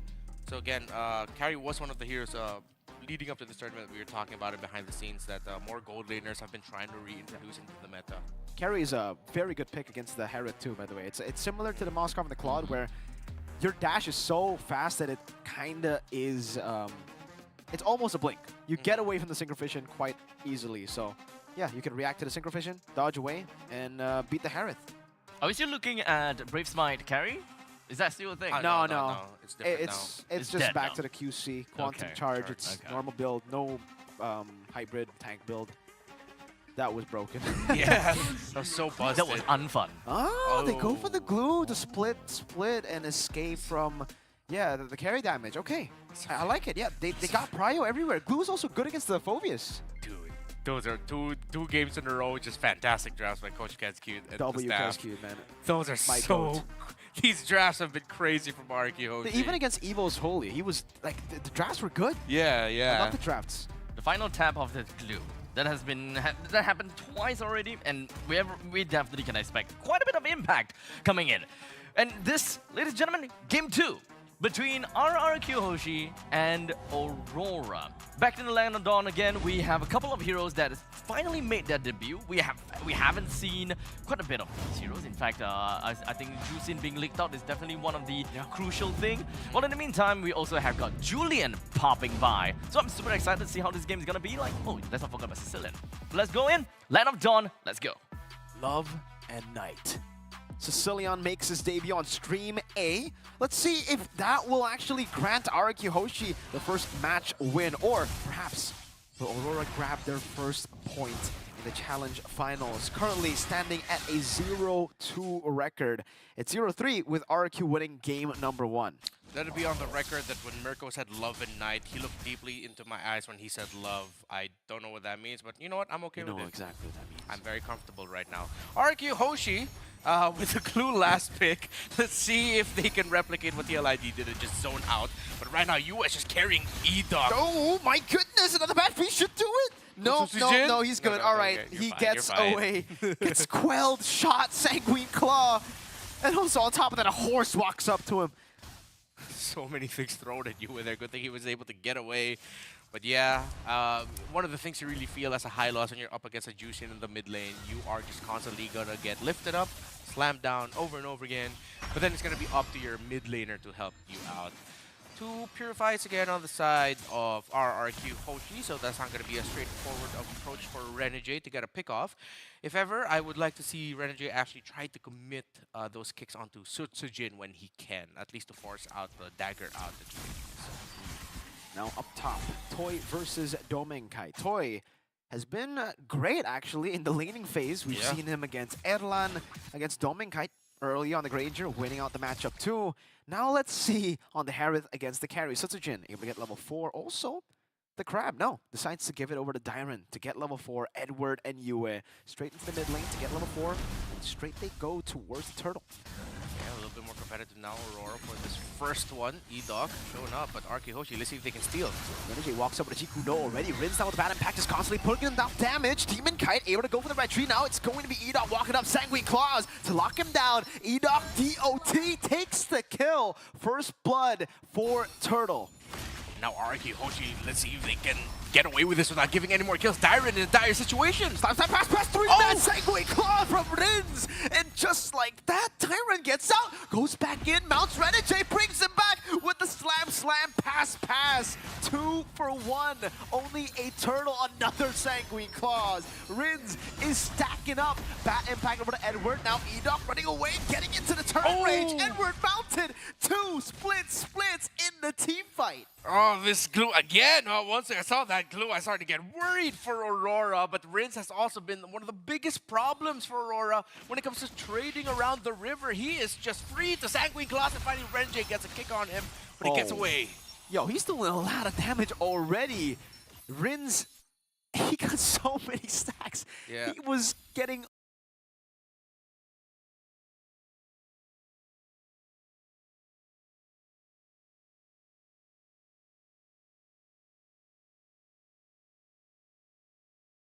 all of the hits on his skill shots. And this is going to be a problem. Getting hella stacks. And after all of that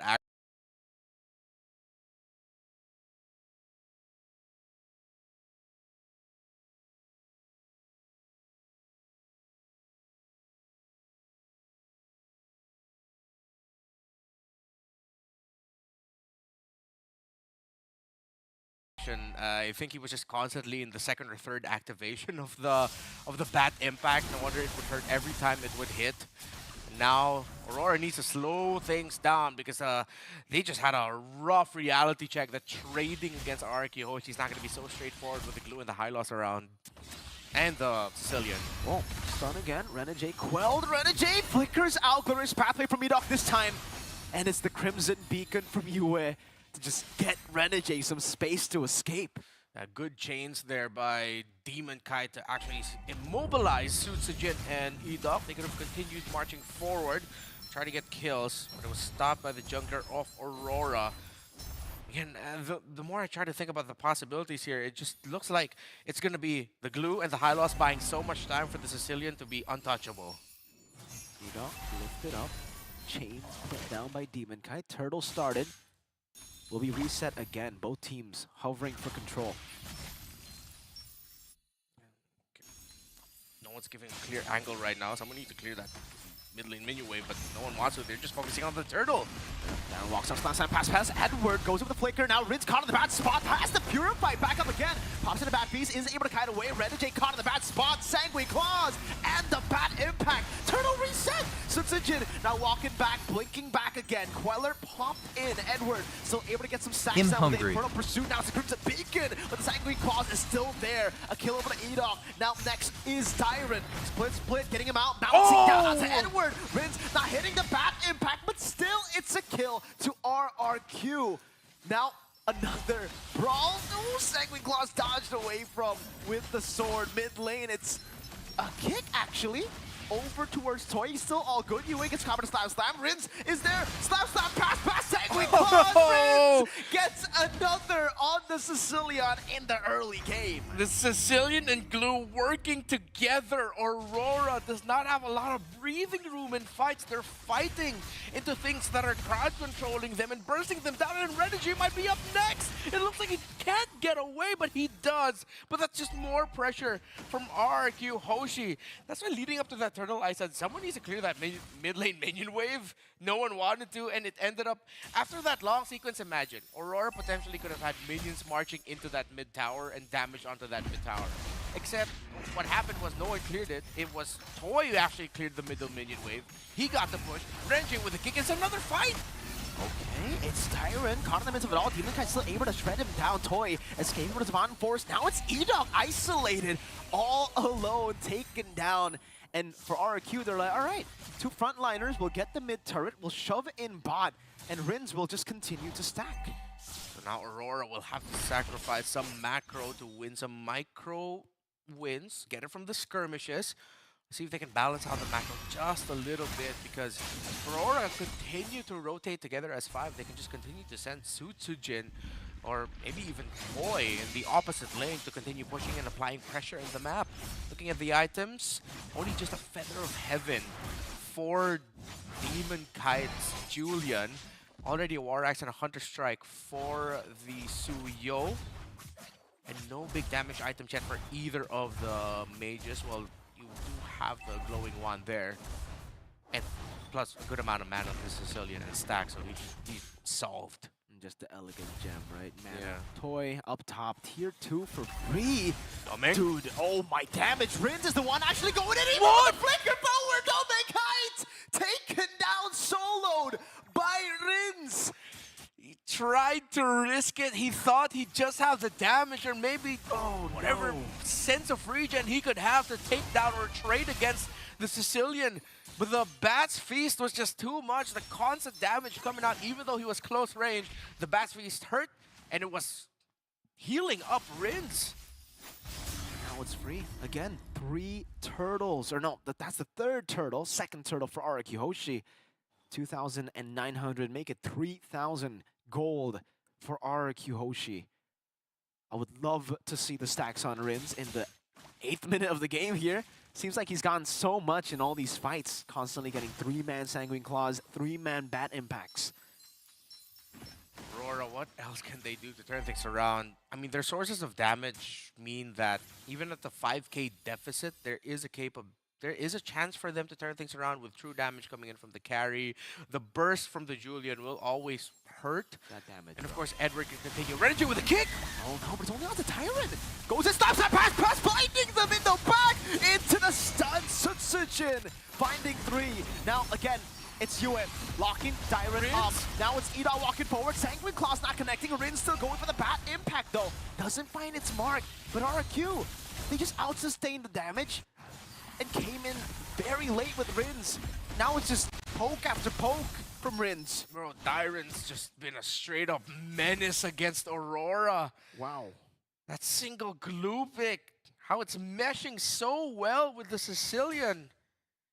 It's just devastating. Every time they see that glue, there's always a positive net trade for RQ Hoshi. It's looking bleak here for Aurora. They get a kick. Edok falls. A 2-man Sanguine Claws. Tomenkai this time, I don't think he's going to dash forward to try to pick up Rins. He's learned. He's learned from that one. I saw that earlier. I'm not going to do that again.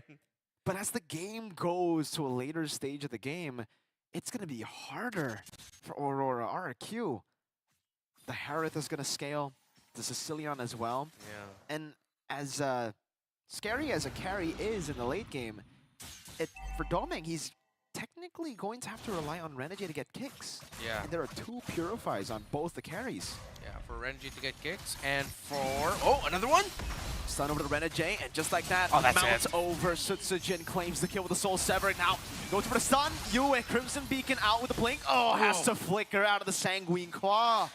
Good commitment on the flicker. If he gave that to Arky Hoshi, that would have been as good as game, but still Arky Hoshi would still get this Lord without a problem. The passives on the turrets are up there. That should be gone in just a bit. Arky Hoshi, it's not endable, but it could be a very devastating push. Up top, Doming will be able to recall. Okay, he just commits it to go back.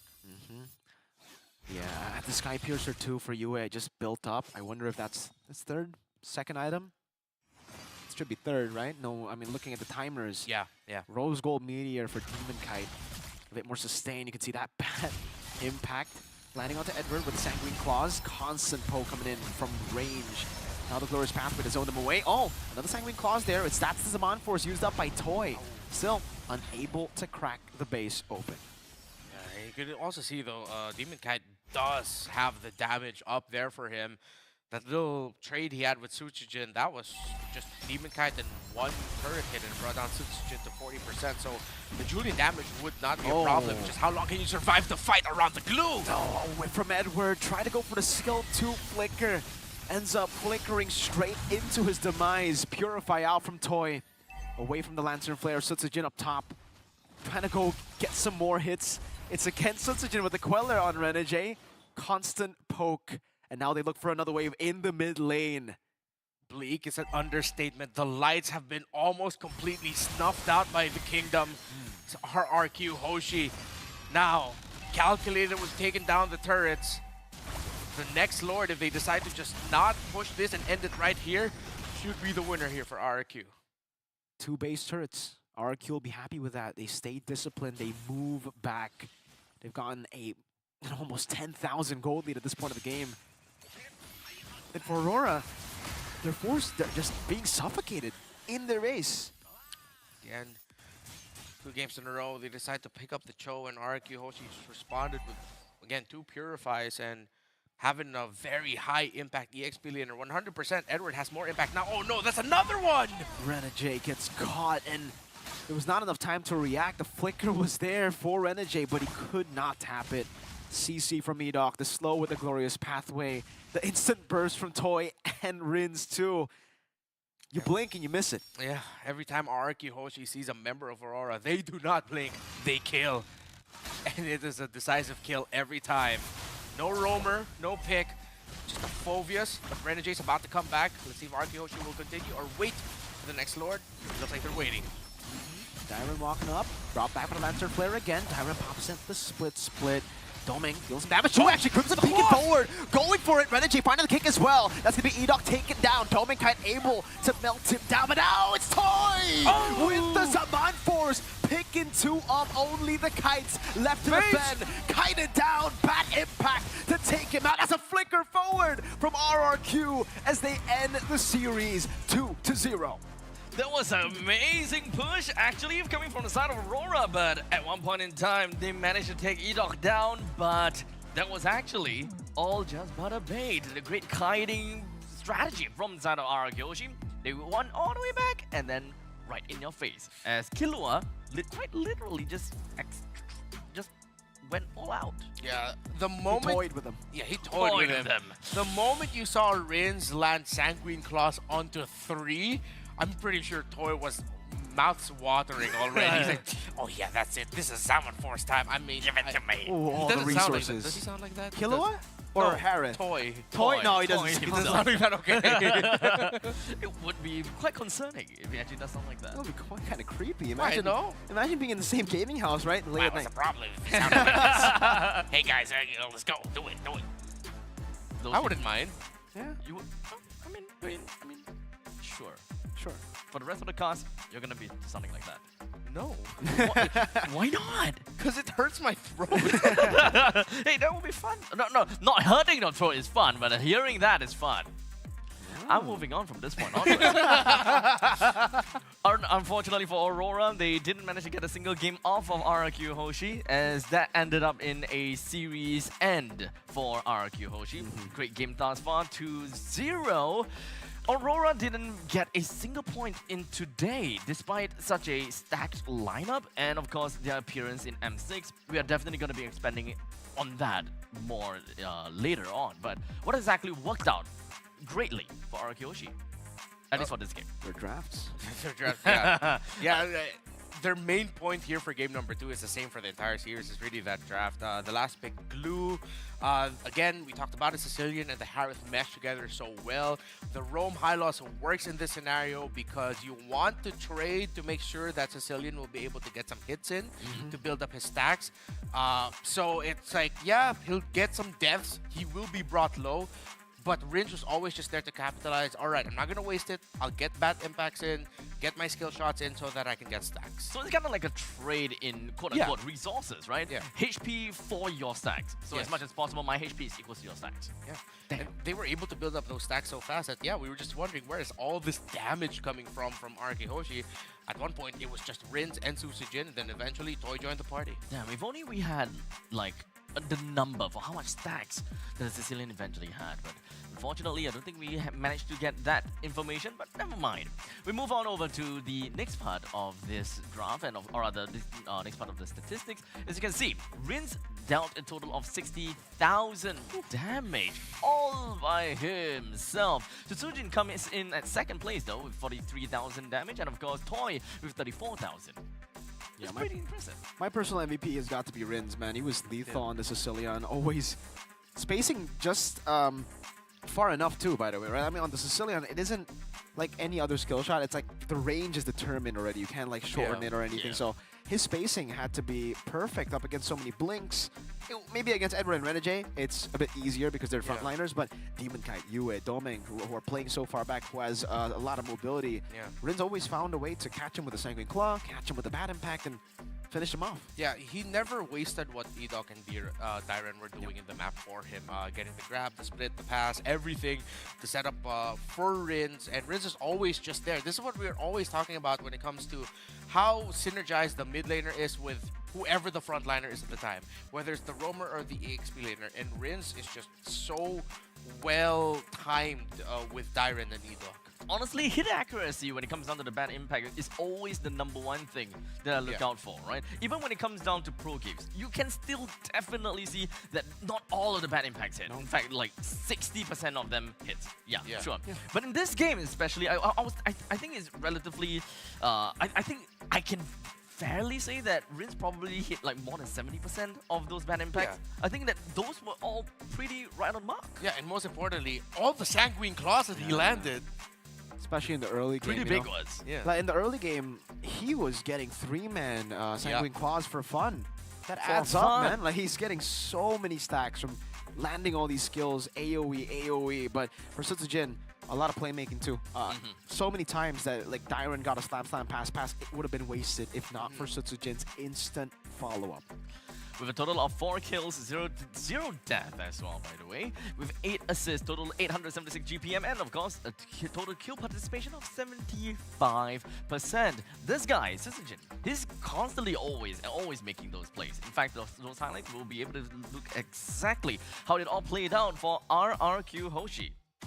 I'm trying to remember, there was a one team fight where Aurora was just split up, and all throughout this game number 2, we didn't actually see that from RRQ Hoshi. They were fighting together as a unit.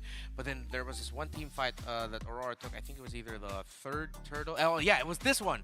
See how split Aurora was? Renegade was smack dab in the middle of 3. Honestly, at that point, they could have just ignored Edok.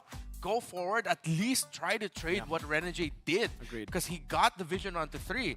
But Aurora decided to focus on the high loss, while at the same time they were thinking, wait, do we go to where Renegade is, to where this high loss is? He's the closest one right now. That just ended up becoming a major loss for Aurora. I don't know. Is it tilt? Were they tilted? Because yeah, looking back at the replay, it just looks so disconnected. A lot of the engages, Renegade goes in to the back. Yeah. But there's no follow-up. Meanwhile, if you take a look at RRQ, every single engage they make, every single time Edok or Dyron sacrifice resources, there's always someone there to back it up. Like here it is, right?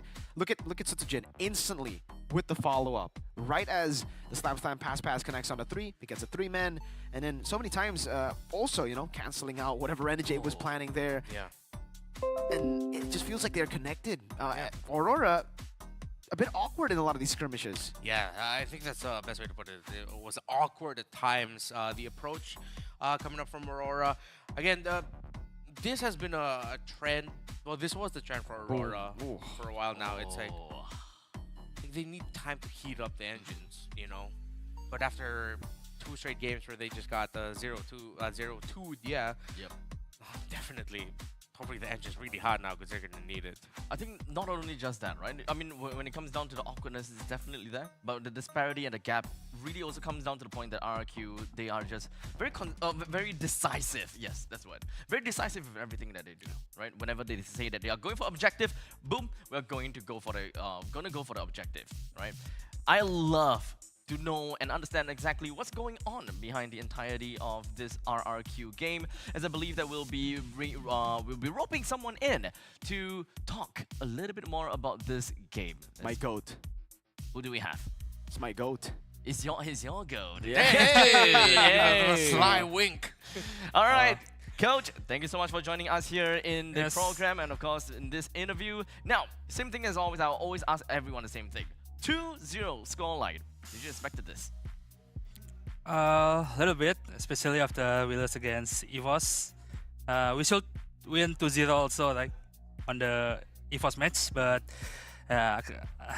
unfortunately we lost. But yeah, we have learned from that losses, and yeah, that's it. Okay, since you brought up the EVOS matchup, what did you learn from that matchup that you brought against Aurora here? Like, was it discipline? Was it the fixing in the draft? I think the mentality about the trading on the draft and the fundamental on the taking some objective. Like, for example, on the game 3 on the versus against EVOS, I'm not happy on our text on fight in the first startle.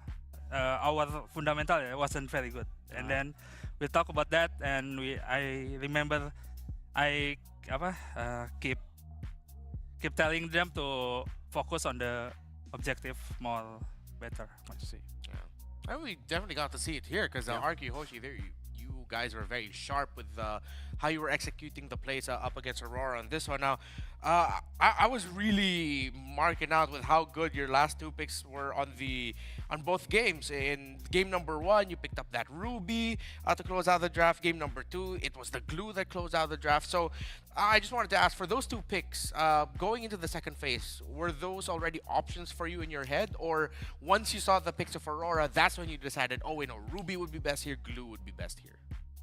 Yeah. What I thought is, I suggest some 3 heroes if they ban what our other option is. Basically, we have 3 options minimal for counter their winning condition, and then that's it. So it was already one of the options there. So for the Glue pick in the second game, was that like a very easy pick for you when you saw that? It's like, oh, this has to be Glue? Or was the team talking about it first before they decided Glue? So actually, we are not picking Glue, but I think Dyran's someone who suggests Glue might be good. And yeah, I absolutely agree. So it was Dyran's Dyran's suggestion. Yeah. The Glue thing is Dyran. Okay. Yeah. So I have one more question about the draft, right? A lot of questions about the draft because, again, it was an amazing draft, Coach.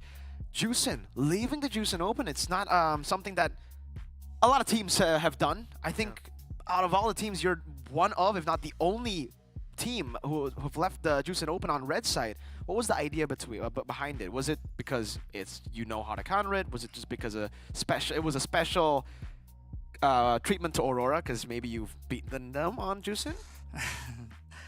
Actually, I don't know. I don't think consider Zuxin is very good hero. I mean, in the competitive you can counter, right? But I'm not sure. Every team keep banning Zuxin. yeah, that's we prepared for it. Okay. Okay, That's why, okay. Now, perhaps I'll talk a little bit more about the teams outside of this game, right? When it comes down to everyone that is in Group A, Group B, and literally when you look at the team list, which are the teams that you are most eager to go up against? I don't know. I think based on statistic, we probably keep losing against EVOS. I don't know what happened. EVOS? Yeah, I think EVOS. Yeah, I think EVOS is a strong too in Scrim. Yeah, that's why. I think EVOS. Probably a rematch is what we want, right? That sounds amazing. Yeah, hopefully if we can qualify on playoff, right? At this rate, with how RRQ Hoshi has been playing, I think that is very much possible, right? With the instant improvement after the match against EVOS, you could definitely see it. Do you have any last questions for Coach Kescu? Oh, just so that we can understand the RRQ Hoshi a little bit more. Give us one player that makes you laugh the hardest, and one player that makes you go, this one. I love the hardest. I don't know. Maybe Rins. He's Okay, probably Rins. captain right now and keep telling some jokes on the Okay. team. Yeah, to make it funny. And I don't know what makes me Yeah. Super stressed. Stress. Stress, Yeah, yeah. that would be the word. I don't know. Maybe Toy. He keeps telling lies to us. Lies! Lies! Oh, Yeah, man. keeps lying. That's a problem right there, sir. Yeah, that's a problem. Toy's the naughty boy. Okay. We learned something new from RRQ Yeah. now. Yeah, he's right? mischievous. He's mischievous. Actually, we could probably weave in some of these conversations more when it comes down to the rest. Yeah, Rest of the teams, yeah? All right, so Coach Kescu, thank you so much for coming in. Do you have any last message you'd like to say to everyone? Yeah, thank you for Kingdom. Keep supporting us in ESL. Hopefully, we can make it to the playoff. See you. Thank you, Coach. Thank you, Coach. Thank Thank you, you. Coach. Congratulations, RQ. And with that all said and done, we have wrapped up the entirety of today. That was day one. Yeah, it's been Flew by. What a 4 journey. series. What It's time been is it? 4? It's been 4. What time is it now? It's 8:48 p.m. Yeah. Wow. I thought That's- we'd be finished like way later. We Same. did 4 series. Damn. I think thanks, Bigatron. Oh man. You want to redo that again? Best team. No. No. Best team in the world. Best team in the world. Best team in the world. Since I'm See, this is what true fans should be. exactly. No, Yeah, through stick wins, to it. through losses, still super supportive. Exactly. Through losses and more losses and more losses. Yeah, it's been how many years now? It's been a hard time as a VTR fan. I'll be honest with you. Now you know how I feel as a Tottenham fan. Dude, I literally just said that You on really? stream. I was like, now I know. Now I know how it feels to. Now, of course, before we close out the show, we gotta have to tell you guys a little bit more about how the rest of the day has been thus far, right? We've got the different streams. Of course, this is stream A. We've got stream B and C, which, let's be honest here, is not that important. Stream A side. A side. Yeah. A As is you the can way see, to go. right there. So let me just give you guys a rundown real quickly. We've got Team Flash versus TLID with a 0-2 in favor for TLID. EVOS Holy versus RRQ Hoshi with EVOS Holy getting themselves the 2-1 treatment. And Bigatron Alpha versus TLID with TLID getting themselves 2 wins. And of course, finally, RRQ Hoshi 2-0'd against Aurora. We definitely expected a little bit more from Aurora. I'm definitely gonna say that. I think Aurora and BTR both had the most difficult days today. Both of them got Red and swept blue. twice, and I believe in the other group or in their group, I think it was Flash who went Team also 0-4. Yeah. Yes. A lot of Flash teams went went 0-4. Yeah. See you soon. 0-4. See you soon. Also, yeah. There. Oh, there see we you go. soon, 0-4 as well. So far. We'll Okay. see. They're Let's going see on. the recap of Streaming. the scores. Okay. Oh my! Wow! Another 3-game I series. told you, Evo's Holy are good. All right, there's something up with EVOS Holy now. They're good. They're good. They're really good. Wow. So at least we ran down the past three series already, but for the sake of it, we got Onyx PH versus Bigatron Alpha, 2-0 in favor for Onyx PH. We got Onyx ID versus Team Falcons. I need to get used to that. 2-1 in favor for Falcons. See you soon. Unfortunately, did not take a single point away from Onyx PH. And finally, Team Falcons against EVOS Holy. I gotta watch that. 1-1 at this point. Yeah. So for the first time, Stream A is gonna be earlier and faster. Yeah. A side. A A supremacy. side, yeah. In the long run, we always Stream A, we finish last. Stream A. Oh wait, we finished first. Never mind. In a long time, we finish. No, for the long time we have only no.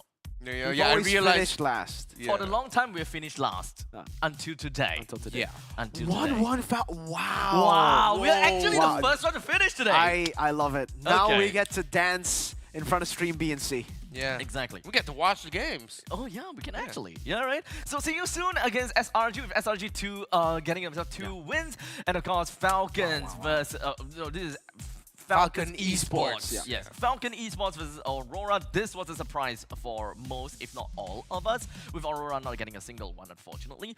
SRG versus Team Flash. Surprise, surprise. 2-0 in favor for SRG. And of course, Onyx Indonesia versus Falcons Esports with 1-1. Falcons Esports, they're onto something. Yeah. They're definitely onto something. I just want to say though, the only teams who haven't dropped games have been the top 3 at M6. Oh, hey, you're right. PH, Liquid, Falcons? and SRG. Yeah. Top 3 of M6. Not a single game dropped. Clean record still. Elite company. Yep. Oh, there it is. There we go, the standings. At the end of day number 1, we've got 3 teams that have gotten themselves a total of 6 points as they have not lost a single game in this one. So Group A is very convincing.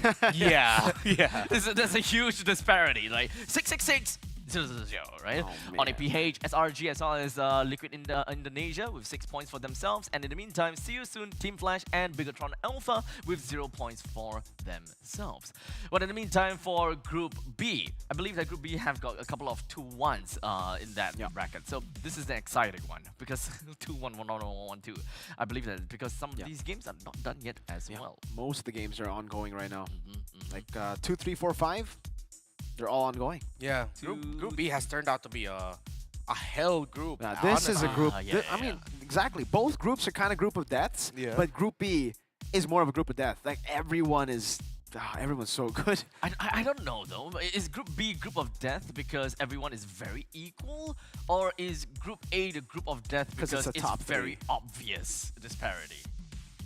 Ah, that's a good way to put it. Again, This could be the group of life, technically, because everybody's so equal. yeah, everyone's alive. Like it's hard to predict it. The wild groups perhaps, or something along those lines. I don't know, man. Chaotic one, I guess. We got Group A and B. Group A and B. Group A and B. Just these two. These are just the Snapdragon groups. Every single Snapdragon group, it's always been group of deaths. Yeah. yeah. All the teams are just showing up. That's why, They right? show up at Snapdragon. Exactly. You can show up at Snapdragon too.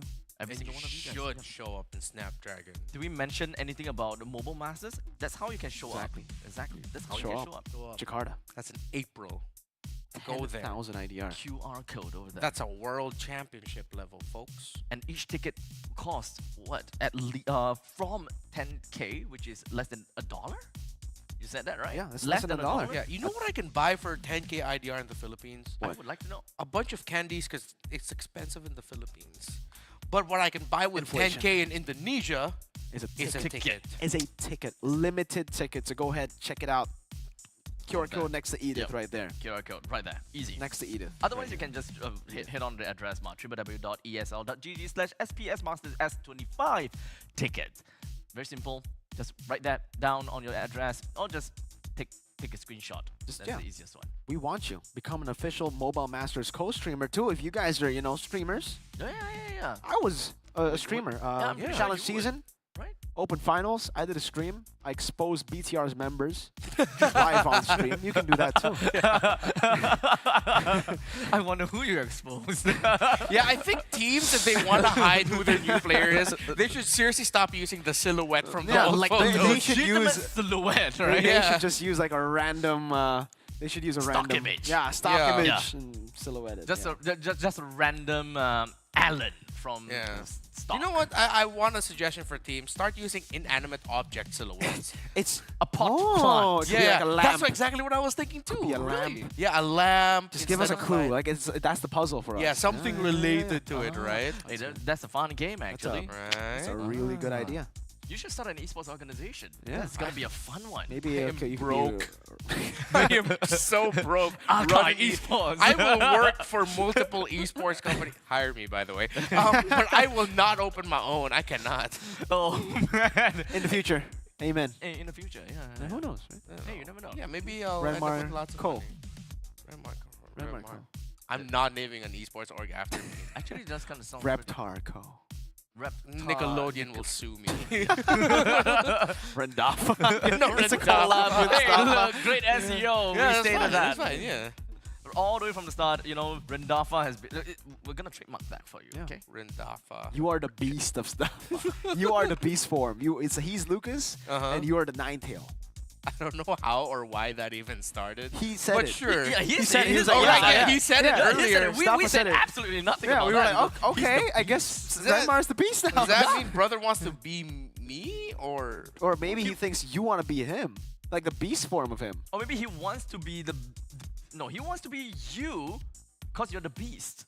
It's hurting my head, bro. Or this is the welcome to the Hurting my head. podcast. Yeah. Yeah. Welcome. It's the official Yappers. Are we Snapdragon Pro waiting for the Series. others to finish? At this point in time, well, let's bring up some topics about how things are gonna be like. Oh, this is great, this is great, this is good Yeah, stuff. Oh, yeah. yeah, all this fun stuff while we're waiting for the other streams to be done. How long does it take, huh? Yeah. I have no idea. But one I think thing we got tomorrow's schedule we gotta talk about. Ah. okay. No, I just want to say, if Bigatron lose tomorrow, You know what? I'm never trusting whatever that Merkel says from this point on. best team in the world. Yeah, Yeah. best team in the world. I took it seriously. Okay, there was no sarcasm in that. There was no air quotes and all of that. You said best team in the world. I took it because you're Merkel. You say the best team. They're the best team. All right. I honestly don't remember why I predicted to. Because I remember I remember me and Leia were the first to fill out our predictions. I don't remember why I put 2-0 for You PTR. saw Pamela and Theozy. Oh. No, not just that. There was No? I'm pretty sure there was another reason. I just can't remember. Okay, now we'll pull up the schedule again. Perfect. There you go. Oh, hey, that was Oh yeah, perfect 3 timing. games. Yeah. We got Perfect 3 games this time. timing. Today's the Wow. only one. Today's the only day we have a total of 4 series of games. So tomorrow we'll be looking at See You Soon versus Bigatron Alpha, and of course when it comes down to the second game, which will be happening at 6:30 p.m., we got Team Falcons going up against RRQ Hoshi, and finally to end the day, See You Soon comes back in again, going against TLID. TLID has got a great run thus far, so I would say Yeah. that See You Soon will probably have quite a bit of a breather against Bigatron Alpha. Yeah. Probably. Might be tough though. See you soon. Because they've introduced some new talent, and of course I'm always up for that. But you can clearly tell they're still very rough around the Right. edges. Yeah. Right. Lots of adjustments around the center of the map, especially with their roamer. I would love to see more Flash games though, honestly. Yeah. Maybe the Flash games will come up in Stream B. Let's kind of pull that up real quickly and take a look at what Stream B has got in store for us. Wow, Oh, there, indeed. yeah. Team Flash. They are going up against Onyx PH for first game. Game number 2, we are looking at Onyx Indonesia versus Aurora. And finally, Team Flash going up against Bigatron Alpha. So it's me and you. The It's last the game battle. though. The last game though. It's a battle. Yeah. I know exactly how I'm gonna predict that. I know exactly. Same. Predict that. Say I it. know exactly how. Look into the camera and say it before we broadcast it tomorrow. It's gonna be a 2-1 for the respect. Okay. For So is it my turn now? I don't know. It's gonna be a 2-0 for Bigatron How Alpha. dare you! Where's the respect? There's be no- Hey, listen, sir. I've had this respect the entire day. 2-1. I really want my Flash boys to at least win one game. And One I think that the Bigatron Alpha game is probably the one. So you're saying Bigatron are just like I mean, they're best team in the world. Oh my goodness. Stream C is stacked. Wow, Oh Stream Stream C C is is stacked. my That goodness. is actually stacked. You know what that is? 9 games. Stream C. All the way in where is it? in Jakarta, yeah. Jakarta. That's Eterna, Gani, Sheffin, Oh, they're gonna have such a and great- Narashi, yeah. This is probably the only time where I won't diss their stream, whereby I'll just say, Yeah, hit have on fun. to their stream. Yeah, head Watch on to their them. stream. Watch Yeah, them. watch them. This is They're the only definitely time. not suffering all through 9 games or anything. Yeah. They're having fun. That is 9 games of MLBB. That That's is crazy. that is 9 games of great MLBB. And you know what's wild? What? We just did this, right? Yeah. Stream B, Stream C still ongoing. They have to do what we just did Ah. after the 3rd game of their streams. Stream A side. And Stream I- A side. Yeah, if I'm not wrong, if we are you doing the same thing as last season. The last stream will always the last stream will do a final recap on like the point system or the counter. Oh, yeah, yeah. If I'm not wrong. If I'm not wrong.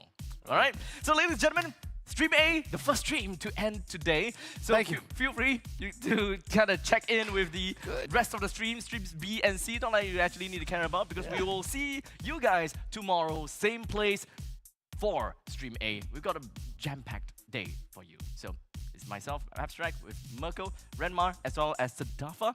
That will be back with you guys again tomorrow. Take care and good night. The Snapdragon Pro Series is brought to you by Snapdragon Elite Gaming and DHL.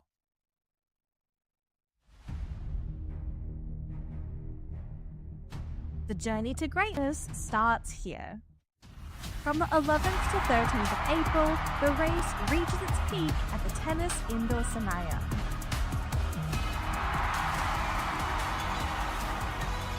Tickets are live.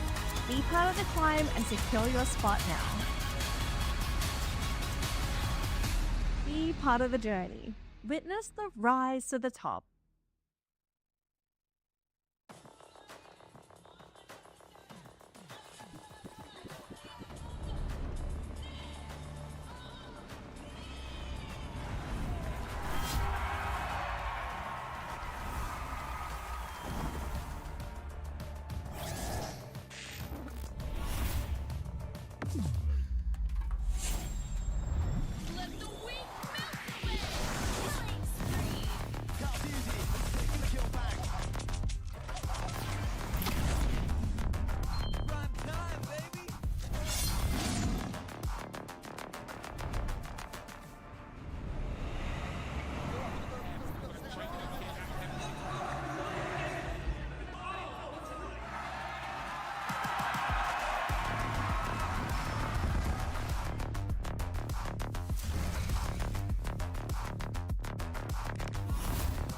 Looks like the players are ready. Here we go!